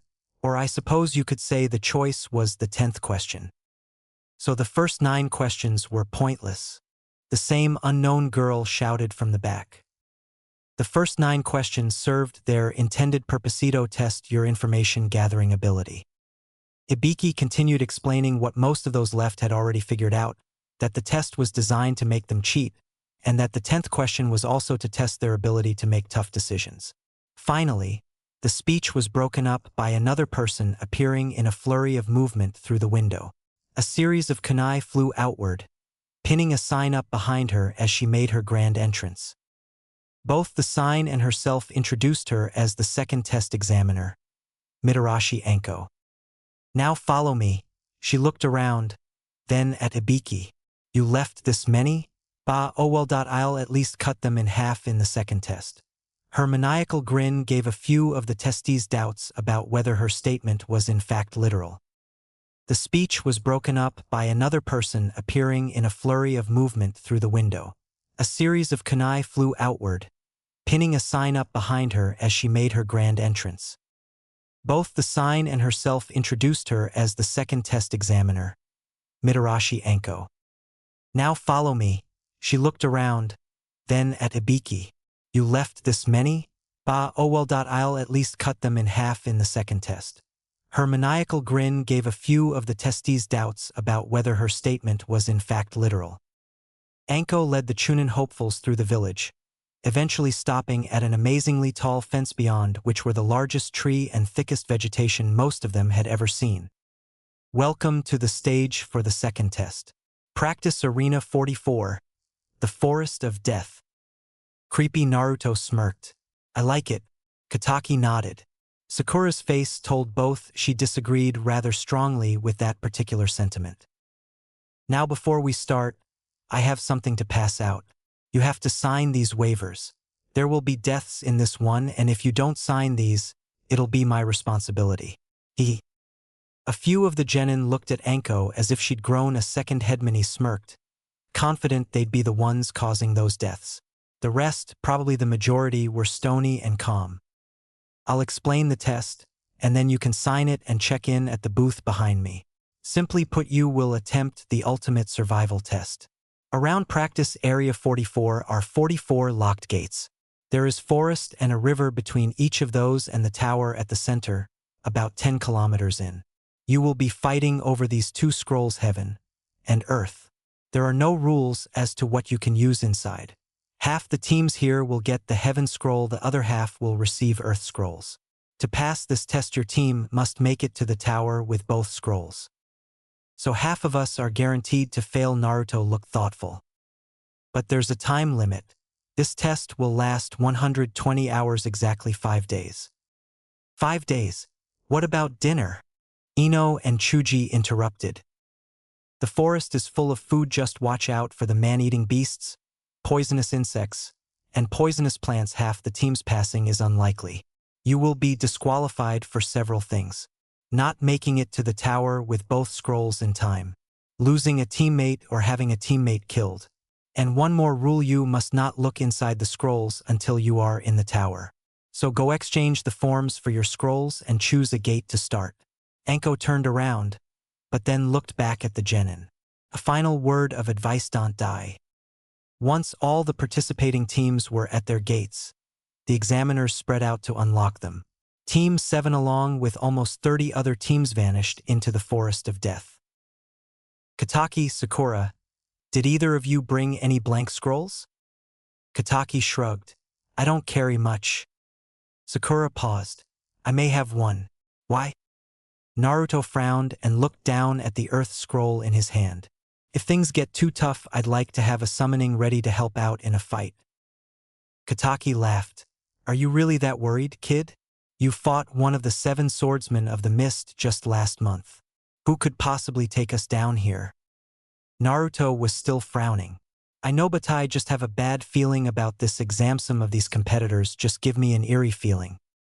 Sakura was digging through her bag as they walked, and eventually pulled out a scroll and handed it to Naruto. He nodded to her. "When we stop next, I'll prepare the seals." He looked around.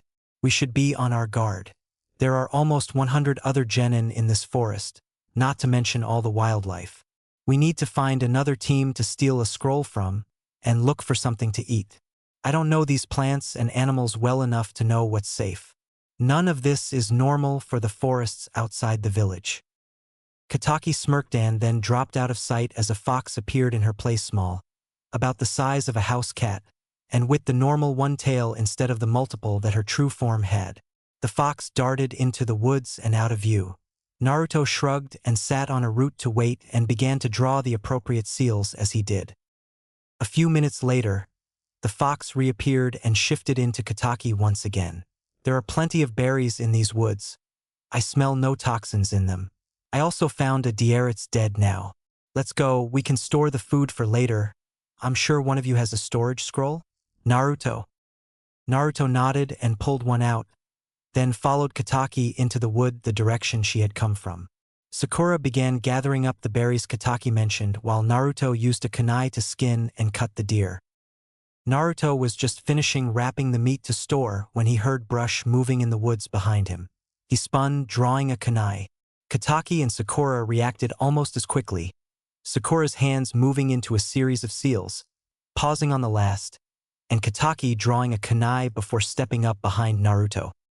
A moment later, a bruised and bloody girl stumbled from the bushes. It only took Naruto a second to recognize her as Hinata Hyuga, one of their fellow Leaf, genuinely a second before she collapsed to her hands and knees. And Naruto. Her back had several kunai embedded in it, and her clothes were torn up badly. Naruto paled. Sakura, get out the first aid supplies. Naruto approached Hinata quickly, but Kataki got there first.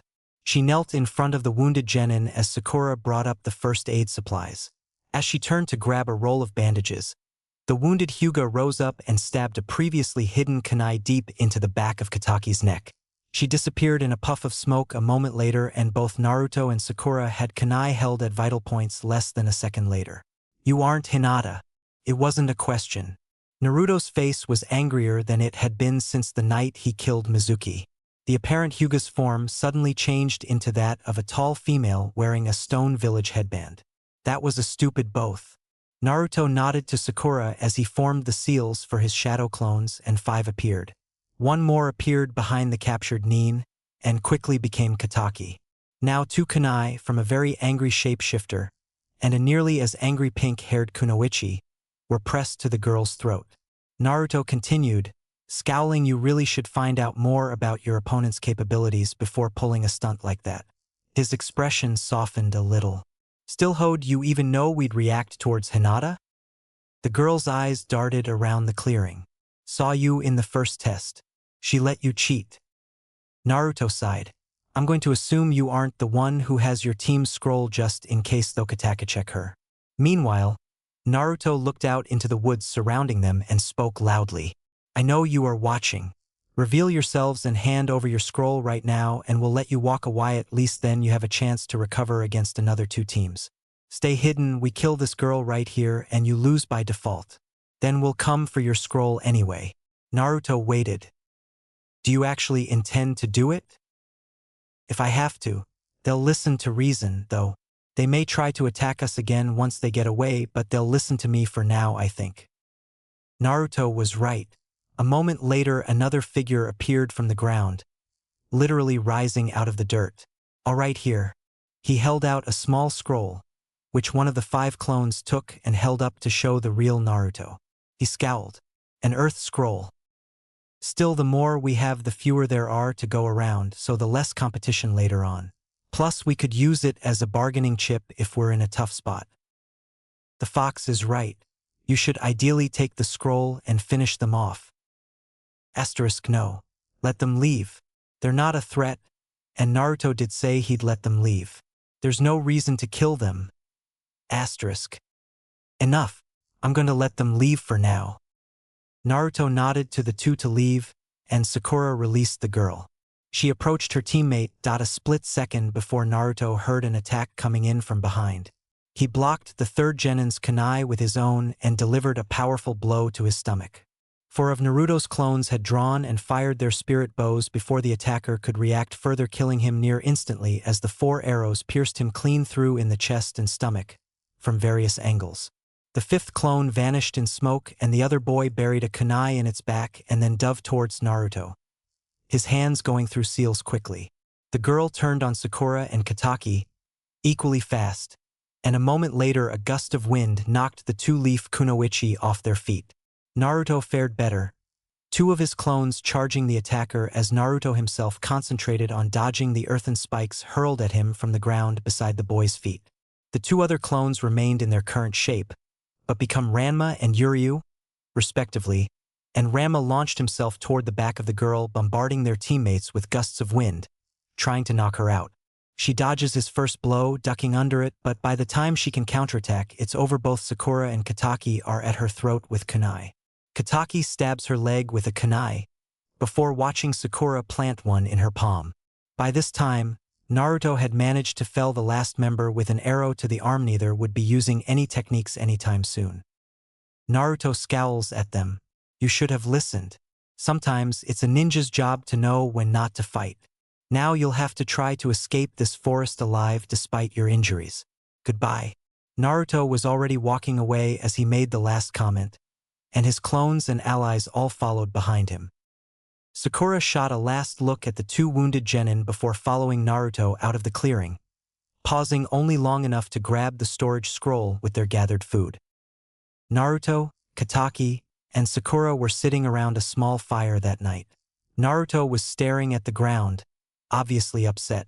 10 clones guarded the outer perimeter of the camp, 5 on the ground, 5 in trees. What's wrong? Naruto. Sakura seemed rather worried. If it had been me or you that had gotten to that girl first, we'd be dead right now.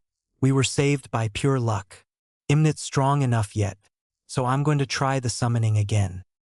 Sakura frowned. Naruto. No, Sakura. I've decided. He was already spreading the scroll out in the light beside the fire. He bit his thumb and spread the blood across it, then pressed his palm against the paper. As usual, the inside of the paper charred and crumpled, burning away from the sheer chakra flowing through it. What wasn't normal was what happened next. Naruto lay down to enter his mindscape, and Kataki disappeared in smoke just as his consciousness faded into black. What Naruto saw was not what he expected. In the mock village center, he saw Kataki, complete with ears and tail, couldn't see the whiskers. She was facing away, Ranma, and Uryu standing and talking heatedly with two individuals he'd never seen before. One pushed past Uryu, and Naruto saw a brown coat covering what appeared to be red and black spandex. His eyes were the next thing Naruto noticed. They were nearly solid red. On his back was a staff, straight and simple. As the first man approached Naruto, the leaf genin was actually looking, and the second. This one looked younger, though still older than Naruto, and was wearing a black uniform, almost military or perhaps a school uniform.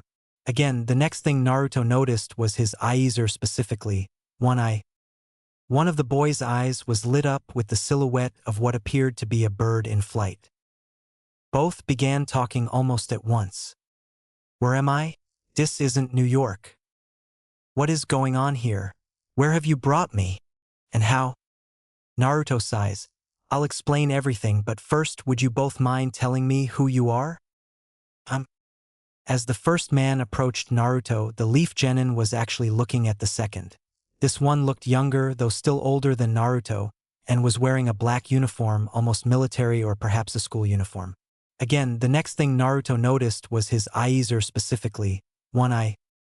One of the boy's eyes was lit up with the silhouette of what appeared to be a bird in flight. Both began talking almost at once. Where am I? This isn't New York. What is going on here? Where have you brought me? And how? Naruto sighs. I'll explain everything, but first, would you both mind telling me who you are? The first man paused. You can call me Gambit. Naruto noticed a somewhat suppressed, but still obvious, accent, one that he couldn't place. The second was a bit more reserved. He looked Naruto in the eye and started to speak, then apparently thought better of what he had been about to say. He hesitated and looked away, his demeanor changing to a more relaxed air. Lelouch. Lamperouge. He is hiding something. He has reason to has no idea who we are. Naruto hesitated only a moment, and then began to explain. This may sound crazy, but you are inside my mind. I summoned the two of you from another world, and I don't know how to send you back yet. Both of the newcomers gave Naruto a look that implied they did in fact find his claim rather crazy. Then the first, the one who introduced himself as Gambit, laughed. You nearly had me fooled. Are you a mutant? Naruto blinked. A mutant? No, I am a ninja of Konohagakure. I am not trying to fool you. Uryu came up behind the two. It's no trick, he did the same with myself and our friend here, Ranma. He motioned to Ranma as the two turned. Gambit was unconvinced.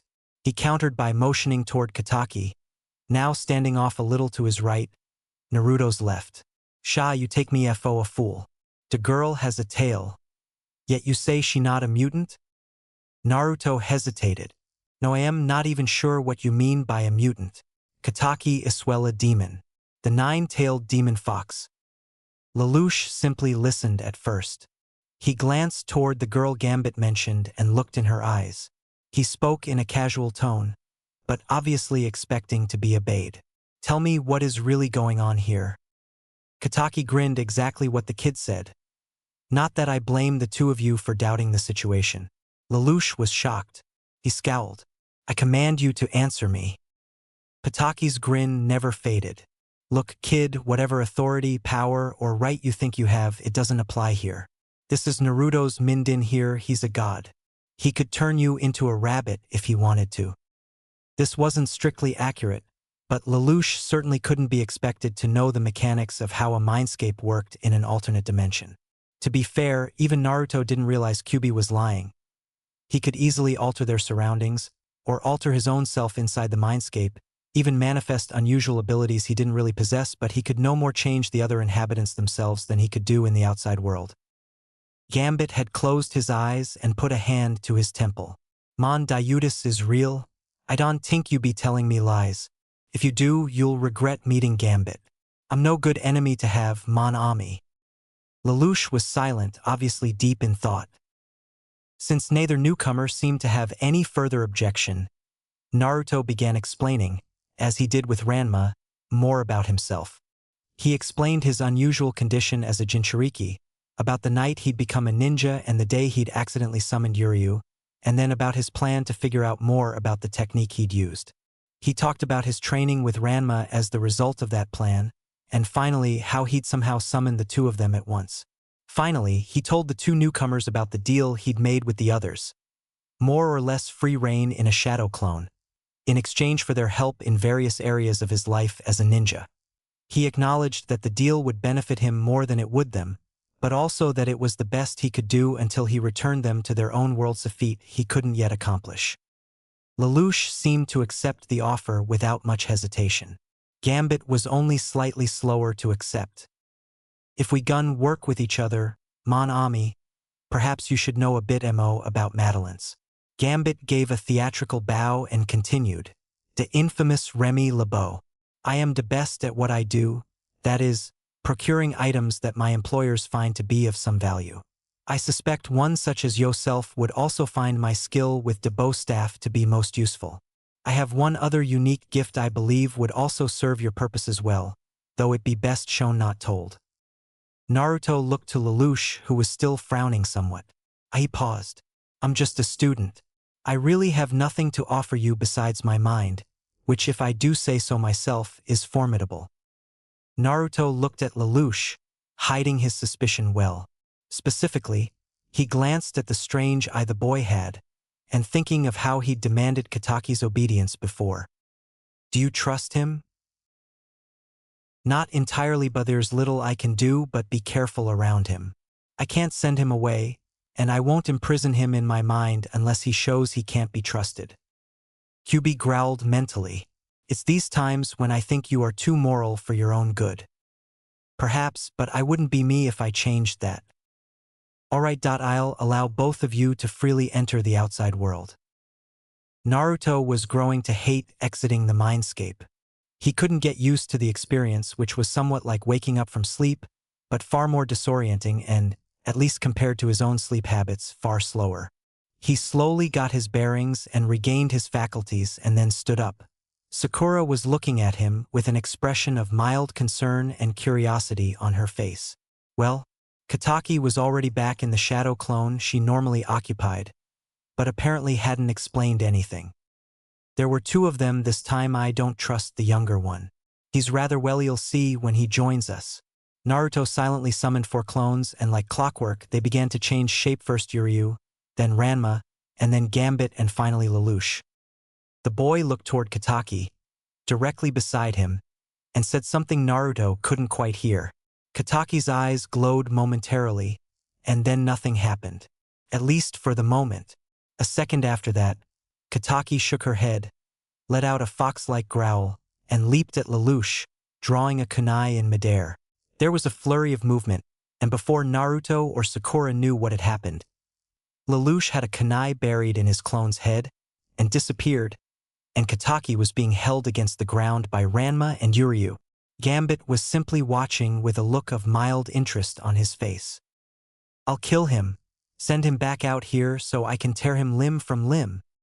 What just happened? What did he say? It's not what he said but what he did. The fool had the nerve to try and control my mind. I will destroy the mortal. I will never let that happen again. Tell these two to let go of me and then let me end that miserable fool's existence. Naruto was dumbfounded. Lelouch was able to control minds? That could prove extremely useful, but he had tried to control Kataki, so that was his ultimate goal? Kataka, first tell me what he asked of you. What did he try to make you do? Even in their thoughts, Naruto could hear Kataki's voice calming slowly. He just asked me for information, the truth about what was happening, but I won't ever let anyone get away with controlling me again after that man. That filthy Uchiha. Naruto breathed a sigh of relief. That was understandable. Perhaps Lelouch wasn't actually against them after all, merely mistrusted the man that could be fixed far easier than them mistrusting him. I understand, but I suspect he was merely using the most of his abilities in order to determine if we were trustworthy. Would you not have done the same? To suppose you are right. Naruto relayed the conversation to Yuryu, Sakura, and Ranma Gambit too, though that was more a side effect than his actual intention, and then Yuryu nodded and disappeared into the mindscape to talk with Lelouch in person before he was released again. It wasn't long before Naruto heard Lelouch speak in his mind. "As I told your friend, I will not tell you anything more about myself until I know you are telling the truth about everything." Naruto wordlessly summons another clone and nods to Ranma, who pulls the clone's headband down over his eyes like a blindfold, and then Kataki places a kunai to the back of his neck. "Then come back out and we will discuss this in person." The clones quickly took Lelouch's form. "I want to know what's really happening here. Is this an illusion?" Naruto sighs. "I'm going to let him use his power on me.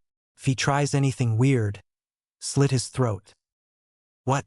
Are you crazy?" "I'm going to let him ask me to tell him the truth that should convince him. And if he turns you against us, what then? He obviously can't control us inside my mind, so as long as you are fast, he won't have time to give me any wrong commands." Kataki growled for the third time since the last summoning and spoke aloud. "Fine, tell him, but he gets no second chances after this." Naruto sighed. "Lelouch, I am going to remove your blindfold. When I do, you'll be allowed to use your power, whatever it may be, and ask me one question. If you try anything beyond that, Kataki will send you back to my mind, and you won't be released again." Lelouch was surprised, but smirked. "Understood." Naruto nodded and Ranma removed the blindfold. Kataki pressed the kunai tighter against Lelouch's neck as he began to speak. "Answer me truthfully. What is actually going on here?" Like before, Naruto's eyes glowed somewhat, and he spoke clearly and simply. "Yes, sir. Everything you have been told is true. The summoning technique I created has brought you here from your own world." Naruto's eyes returned to normal, and he blinked. "Well, are you going to do it?" Lelouch simply stared for a moment, and then shook his head. "I already did," he sighed.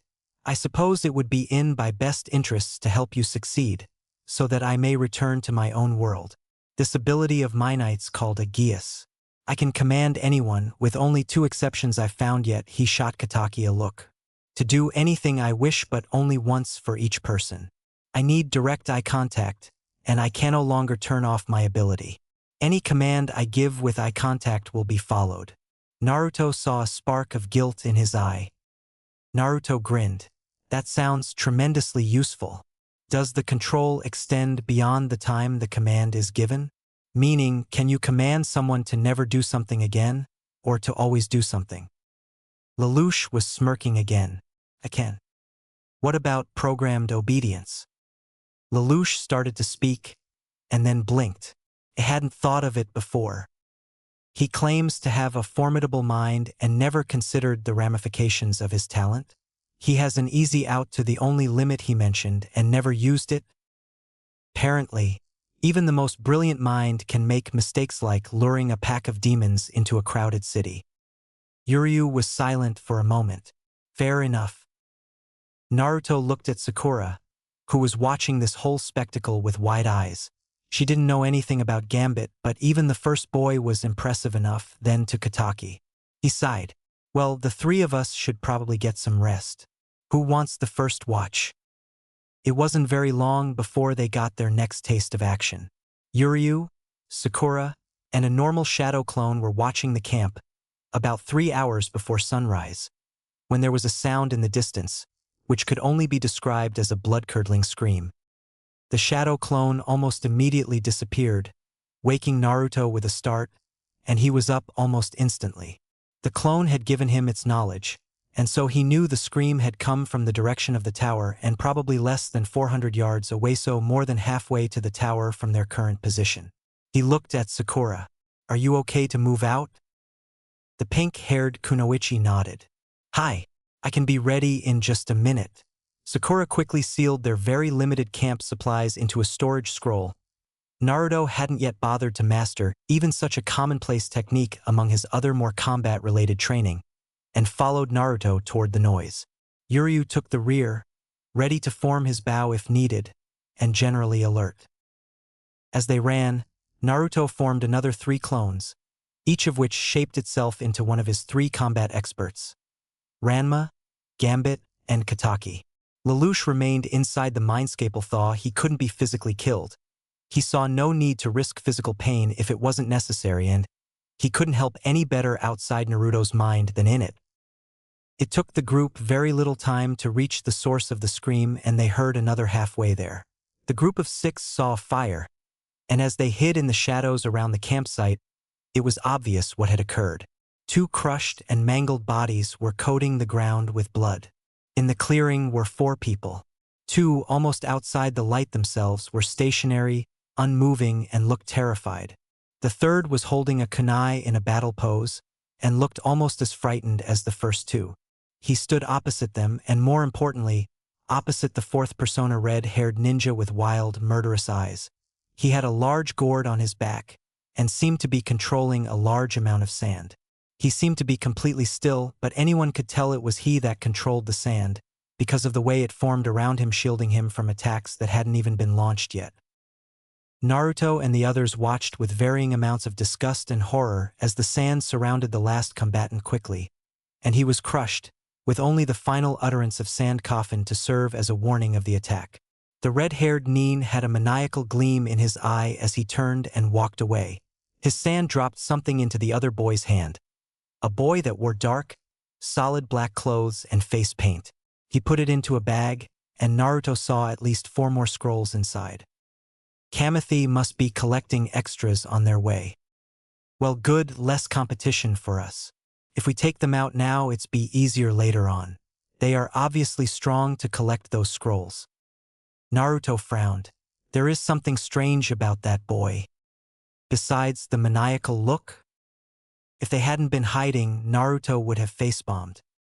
Yes, besides that, his chakra rate feels strange. Kataki, meanwhile, paled. That's because it's Yukai Kid. What? Demonic chakra, Naruto. That boy is the container for a Bajua-tailed demon beast. One of my 8 comrades. The Ichibi, if I have not missed my guess. Naruto was dumbfounded. He's like me? No. He's different. Shikaku was never fully sane to begin with. Years trapped inside the boy's head can't have done anything to make either of them any more stable. Shikaku enjoys death more than any of us, more than any other demon I've met. So he's unstable. To put it lightly. Is there a way to help him? Help him? Kid, the boy is probably more willing to pull you apart than look at you.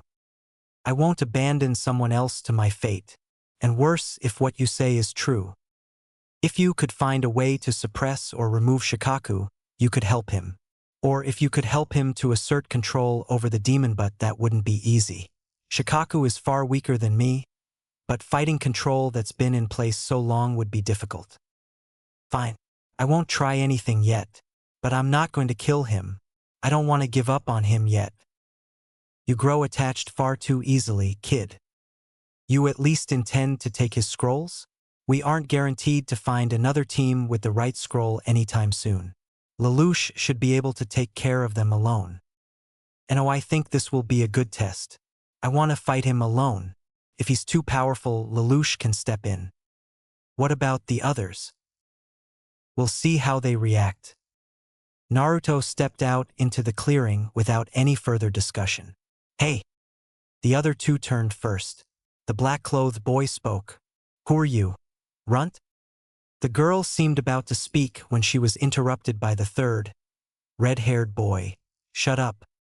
She paled and immediately stopped whatever she had planned to say. Why Gaara? The other boy was silent. They are terrified of him. If he's that strongly affected by his bijou, he probably has a stronger connection than you ever died, probably has more of Shikaku's power than you do of mine. Gaara, as Naruto had just found he was named, turned around. Who are you? Uzumaki Naruto. I realize it's not the way things here normally work, but I want to challenge you to a fight for one of your scrolls. The girl gaped. Where is your team? Gaara merely looked at Naruto. On anyone else, the expression would have been one of intense hatred. On Gaara is merely looked confused and slightly bloodthirsty. I'll kill you. It was not a warning, but rather a statement. I doubt it. You are welcome to try. My teammates aren't going to get involved if yours don't. Gaara was surprisingly calm compared to how he had been only moments before. Perhaps he wasn't used to victims throwing themselves at him so easily. His sand rose slowly around him. Naruto smirked. So I thought that if I win. Naruto was interrupted by the boy's sand, which struck the ground where he'd been standing only a moment before. He reappeared in the trees above. Now that's not very nice. He grinned. Gaara's eyes grew angry. The sand moved faster. It struck a virtual wall of clones that appeared in front of Naruto and blocked its path momentarily.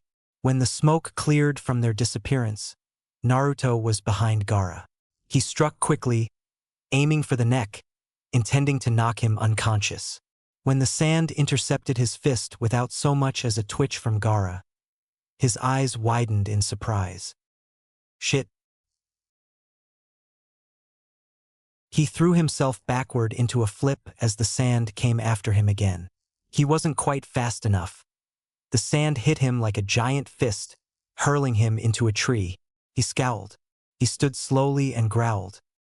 His reactions were quicker this time, but still barely ahead of the sand. For the next few minutes it continued the same way, Naruto barely staying ahead of the rapidly shifting sands. When one blow managed to catch his arm almost long enough to engulf him, he decided enough was enough. He landed and let out a growl. All right, it's time to show you that there's more than one demon in these woods tonight. Naruto began to channel Kyuubi's chakra into his body, and he changed, two tails, whiskers, and fox ears growing on his body. His teeth lengthened and sharpened, and his eyes became red slits, and suddenly he was just gone.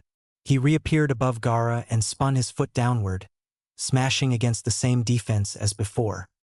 A second later he was in the trees, and energy was forming around his hands quickly.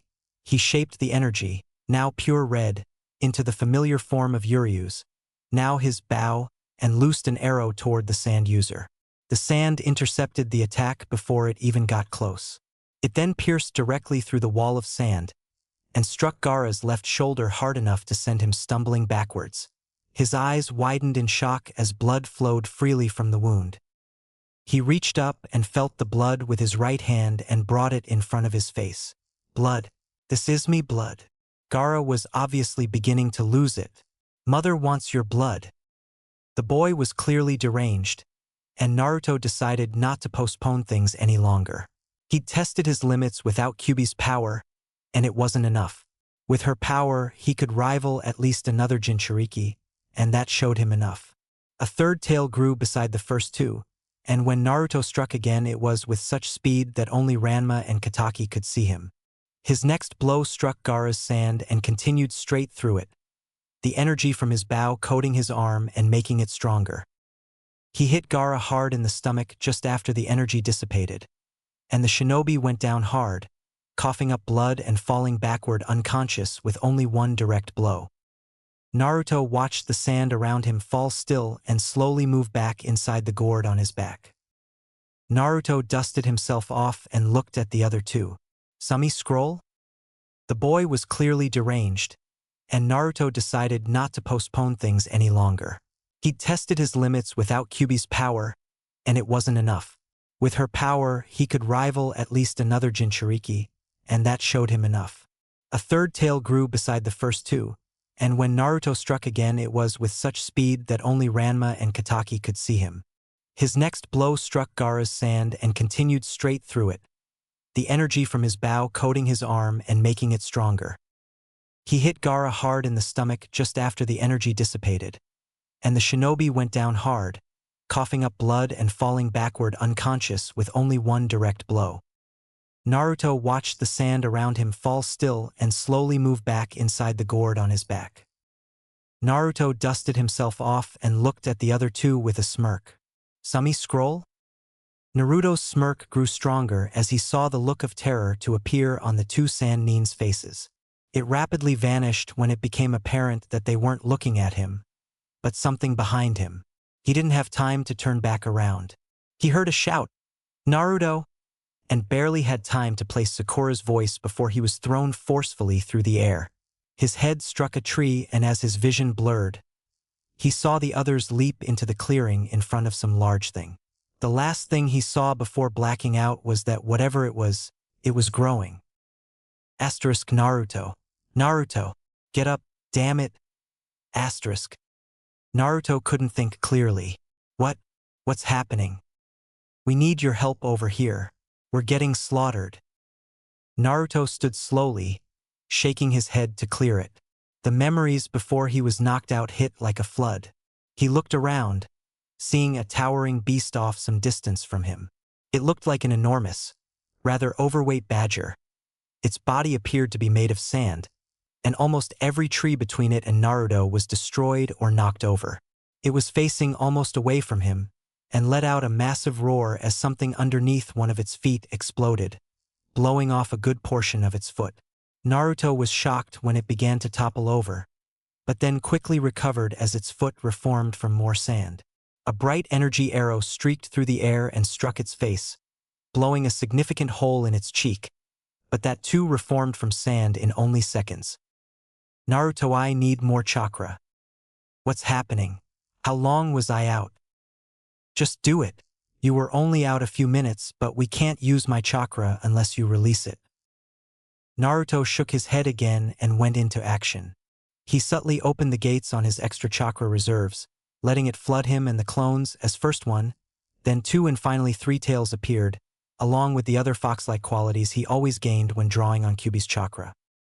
He didn't know who'd caused the explosion, but the arrow had been Yuryu's. He knew Lelouch was still inside his mind, and obviously Yuryu was near the demon, but he had no idea what was happening with anyone else. Is everyone okay? What's the situation? Me and Gambit are near the thing's feet. Nothing we do seems to hurt it. Ranma went to help Sakura. I'm currently coming up behind it. Wait, what happened to Sakura? She shirt. Naruto's heart skipped a beat. That hesitation told him it was probably serious. Ranma, keep her out of the way as best you can. I can't do anything until that thing is gone. Meanwhile, Kataki had abandoned her human shape and taken on the form of a three-tailed fox. About half the badger's size, she was barely visible over the trees. Damn it, Kataki, you're gonna cause a riot if anyone sees you. Bigger problems right now, kid. The fox tackled the sand demon as if it was 3 times its size, knocking it flat. Every tear and bite though ultimately had no effect. One massive arm threw Kyuubi into the air, knocking over quite a number of didn't see Kyuubi get back up, and through the trees couldn't see what happened. Naruto was frantic as he ran toward the enormous beast. How can I stop it? Where are the other two? They ran toward the tower. Naruto swore and turned that direction. Out of the corner of his eye, He saw Ranma run past him away from the fighting, carrying Sakura. She was limp and Naruto saw lots of blood. He swore again and kept running. He found the two easily. He overcame them even faster once he'd spotted them. A shadow clone appeared beside him and they each tackled one of the two Sannin. I need your power. Done. Naruto's eye glowed with the shape of a bird in flight as he looked into first the boy, then the girl's eyes and repeated his command. You will obey my commands and answer me honestly. The now semi-familiar glowing ring surrounded their eyes. Yes. Naruto was practically growling the question. How do I stop him? Tell me how I can stop that beast. Both gave similar answers. They didn't know how to stop their brother. He was too strong. Naruto made a mental note that the three were siblings, then continued. He hasn't done this before? Apparently he had. When he fell asleep, the demon took control. He had only stopped when he ran out of chakra or was woken up. So I have to stall him or wake him up. I'm already burning through too much chakra trying to fight him at a standstill. If I try to wait him out, who knows what could happen. I'll have to wake him up. How? You knocked him unconscious. Well, I have to try something. Naruto gave a final command to the two. Give me your scrolls and go about your business. Don't attack us at least until this test is over. The guy tossed the bag of scrolls to Naruto and the two walked away silently, their eyes only clearing up when he was gone and they were at the tower. Naruto strapped the bag to his back and took off running. Rain hat's what I need. Water, lots of it. Naruto was close to the demon's feet now. He saw Gambit but Uryu wasn't anywhere to be seen. It took him only a second to realize he'd been knocked out and his shadow clone had vanished. Naruto scowled. Gambit leapt higher than would normally be possible, using his staff for leverage to literally propel himself up the giant's body. He smashed the staff against its face. Naruto noted that although he'd received the chakra boost, his appearance was fairly normal, not fox-like like the rest of them. He didn't dwell on it, and wordlessly summoned more than 24 clones. Each one ran around the beast's feet as Gambit was thrown down, his clone vanishing. Each of the 30 clones forming identical seals, and Naruto followed suit. The beast stomped forward, crushing 8 of the clones, just as the remainder finished. Water release, torrential rain technique. The sky clouded over immediately above the circle of clones, and moments later rain began falling heavily on the sand demon's head. The sudden downpour of water soaked the sand, and brought a sudden chill to the boy inside its head. As he began to awaken, the sand around him was seemingly melted off the creature's body, falling in massive clumps to the ground below, crushing some of the shadow clones. Naruto barely got away from the area before the entire thing collapsed into a pile of wet sand, the red-haired Nin lying on the top of it, barely conscious now. Naruto let the technique continue itself. It was self-perpetuating until the air was dry enough to stop itself. He ran toward the fallen Jinchuriki and stopped when he was standing over him. Gaara raised a hand feebly and some of the sand shifted slightly under Naruto's feet, but it didn't rise. The hand fell back to his side. What? Naruto's eye was still showing the Geass, and so he looked down at Gaara and gave him a single order. You will hold on and fight your demon until I can help you more.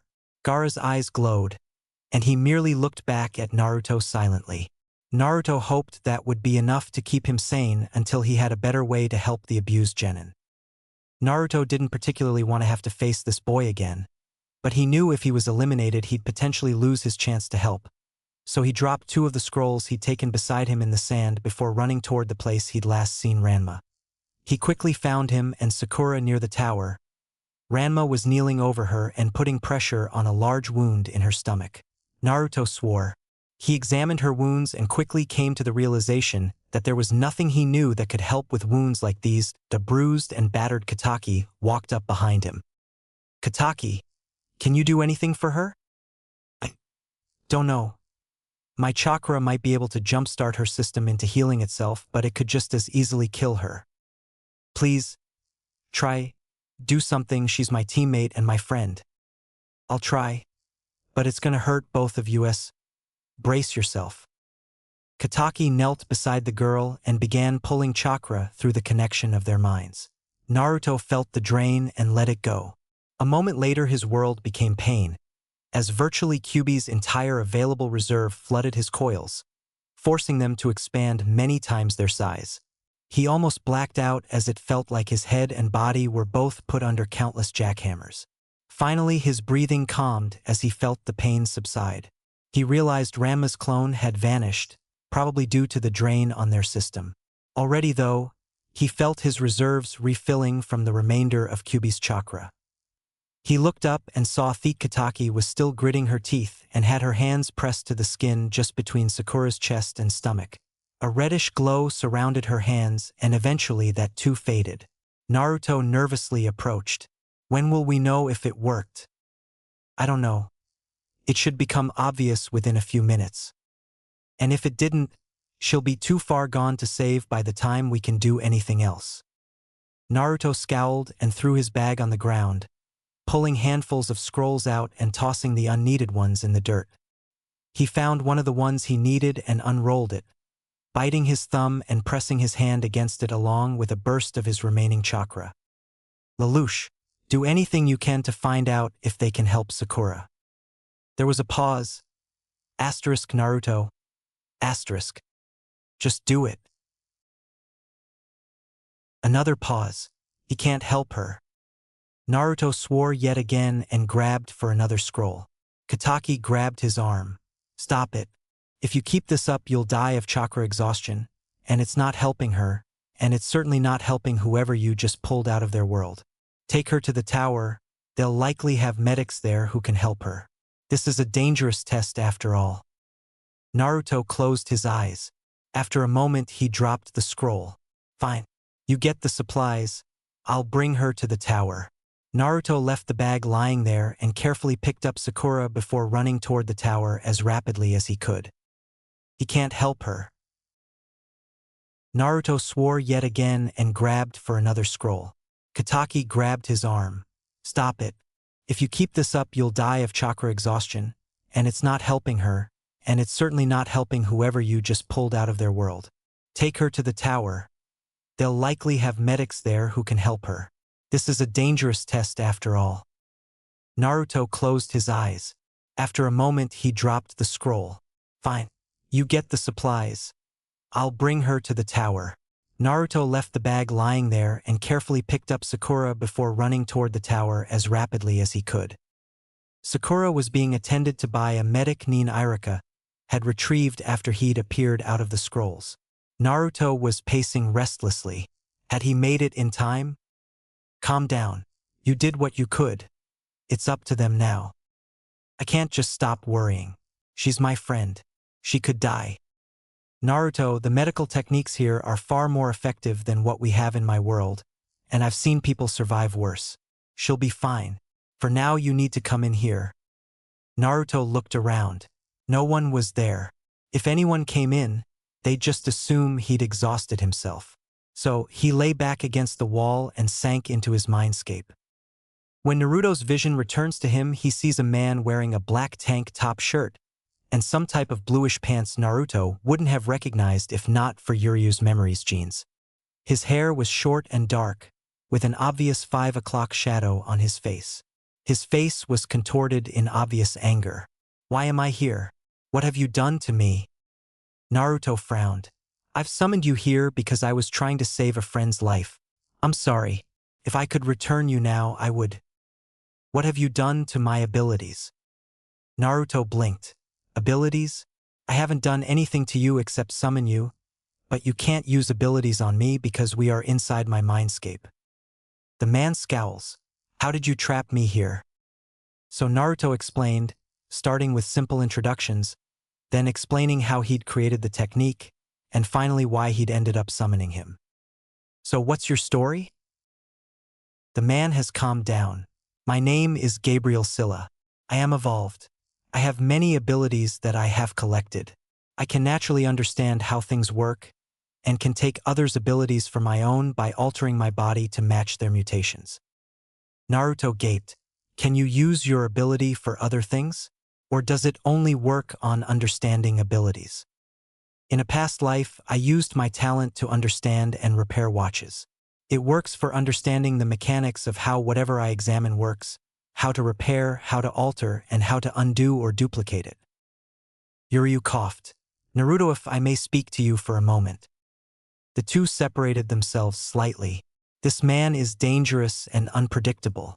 He was belligerent and violent when he arrived, but that could be a symptom of the situation. From how he talks, stuff's hiding something. He seemed to be trying to attack us with his abilities, but nothing ever happened. I think his abilities, at least the duplicated ones, did not transfer because they are not naturally part of him. None of us can harm you, but nothing so far has stopped attacks on each other. If his original ability is intact, however, could figure out how to complete the summoning. Naruto frowned. So should make him a deal. He doesn't seem to want to cooperate on his own. Naruto turned back around and approached Scylla. Alright, I am going to let you into the real world. If you'll agree to help me fix the technique I used to bring you here, and are successful, I'll send you back. Without your help, I may not be able to return you for months or even at all. I think, though, that you'll be able to correct my mistakes and allow me to undo the summoning. Scylla pauses. Fine. Naruto nods. Alright, you'll be able to take over one of my clones once I return to the real world. Just go down the tunnel. Naruto and several clones slipped away to an empty room, leaving one clone to wait for Sakura in case something happened. A few minutes later, Ranma, Lelouch, Yuryu, Naruto, and Gambit surrounded Scylla, who is kneeling in front of 4 scrolls spread out on the floor. He is examining one of the 2 that aren't blank. His eyes fill with realization, and he begins to draw. The 4 scrolls are down to 2. One is still blank. The first is covered with symbols. The 3-pointed shape of the original seal is now 4-pointed, symmetrical in 2 directions. Scylla lays the first scroll down on the floor and picks up the blank one instead. About an hour had passed. Scylla had the last scroll laid out across the floor. This one was 6-pointed, each symbol appearing twice, directly across from each other. He sets everything aside but the 2 originally empty scrolls, which he opens. He points at the first. This seal should achieve the same thing as your own, but do it more effectively. You should have more control and use less of your energy. The second one will summon the body of one of us. From what I read and saw, you can then unsummon as if we were your own normal summonings. Naruto grins. That's perfect. Lelouch frowns. How will we know it works? We have no way of knowing if the first person is returned safely to their world. Yuryu speaks up. We can send one of us back, and then Naruto can resummon them after a short while. But I don't know if I can target specific people yet or at all.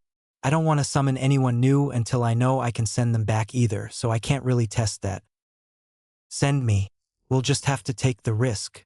Yuryu didn't really sound worried. Naruto frowned. I think we should just... No, it's fine. I'll go, and if it's safe, you can return anyone else who wants it home. You can even give Ranma what you promised him. Naruto sighs in defeat. If you insist, Booty don't want anything tea. Nothing's going to happen. The theory is sound, we just weren't able to figure out how to return us to our bodies. He did that. Most of the others were silent. Naruto nods. Fine. But before that, I want to duplicate these scrolls. Naruto had the body summoning scroll in front of him on the floor. He bit his thumb and pressed it against the seal, then placed his palm flat and channeled his chakra, focusing on Yuryu. It worked. At least he thought it worked. Instead of Yuryu standing across the room, he was standing directly in front of Naruto where the scroll was. As I expected, Yuryu pushed up his glasses. My mind was pulled to my body right away. It seems to have worked. Well then, goodbye. A second later, before Naruto could speak again, Yuryu vanished in a puff of smoke with a slight popping sound. Naruto looked around at the others. Lelouch was pacing. Ranma seemed worried but calm. Gambit was idly shuffling a deck of cards in his hands. Scylla seemed the least concerned. Is it confidence in his ability, or just indifference, I wonder? Given his attitude before you met him, probably both. He seems arrogant as well as uncaring. Well, nothing more to do now but wait. About an hour later, Naruto set up to cast the summoning technique again. He'd determined he'd give Yuryu about an hour in order to ensure he could figure out what the situation was in his own world. Whether he'd just vanished entirely, if his body had collapsed and gone unconscious while he was gone, or what. Of course, that assumed he was still alive. Naruto spread out one of the copies of the 4-point seal scroll and once again channeled his chakra, trying to focus on summoning Yuryu. There was a puff of smoke. The seal glowed momentarily, and Naruto sighed. It was time to find out if it had worked. A sudden burst of information changed that. His shadow clone had dispelled itself. Sakura was stable, but would probably be unconscious for the rest of the day at least. Thank Kami. She's okay. With that burden gone, Naruto lay back against the wall and once again sank into his mindscape. The process had become mundane by now, was too used to it. Naruto headed to where he knew the new summon would appear. There wasn't a group gathered this time, not even Kataki. She was out in the real world, had to keep up appearances after all.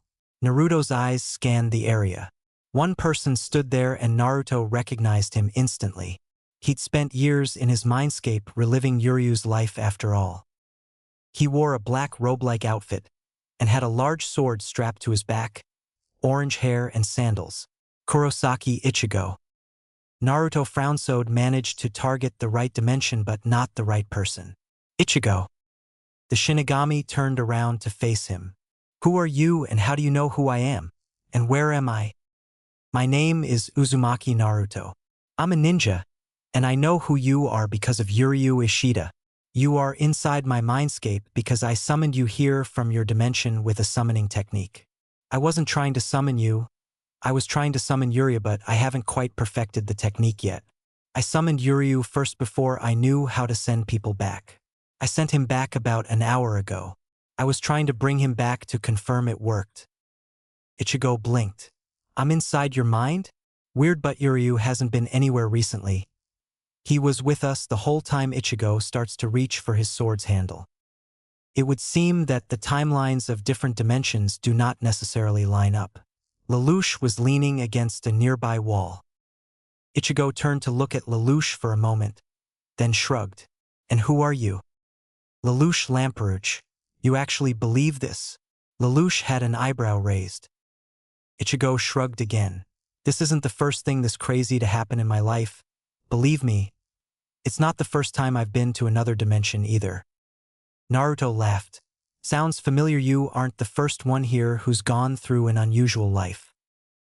Ichigo nods and drops his hand away from his sword. What I want to know though is what happens now. Now that I know Yuryu was safely returned home, I'll send back anyone who wants to leave. Anyone? Home? Many people are here, and why are you summoning them in the first place? Naruto concentrated for a moment, and the town around them vanished, becoming an empty white expanse, except in two places. The first was where the mental body of the Kyuubi, representing the sealed chakra and power, still lay in its cage off in the distance. The second was behind Naruto, two dark tunnels that led to the outside world, via his mind or one of his clones. In varying places around where the town had been, Ichigo now saw Gambit, Ranma, Scylla, and Lelouch standing, in addition to Naruto himself. Just 4 others left. As to why I would summon them, the first time I was stupid and careless. I was just experimenting, trying to make myself a stronger ninja. I continued from there for 2 reasons.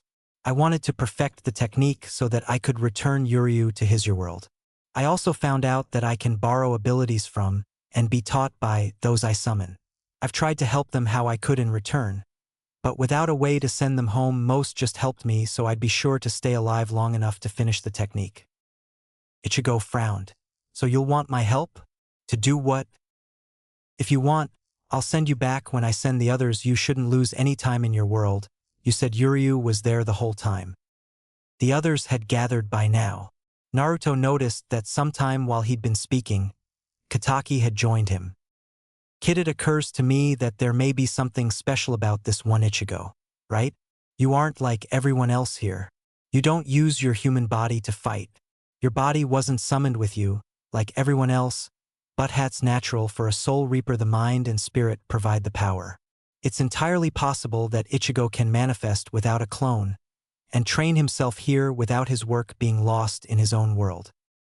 Ichigo looked at Kataki, then Naruto in confusion. You said that there were only 4 more. Who is this? And what is she talking about, a clone? Naruto sighed. I didn't summon her. Kataki is the spirit Offwell.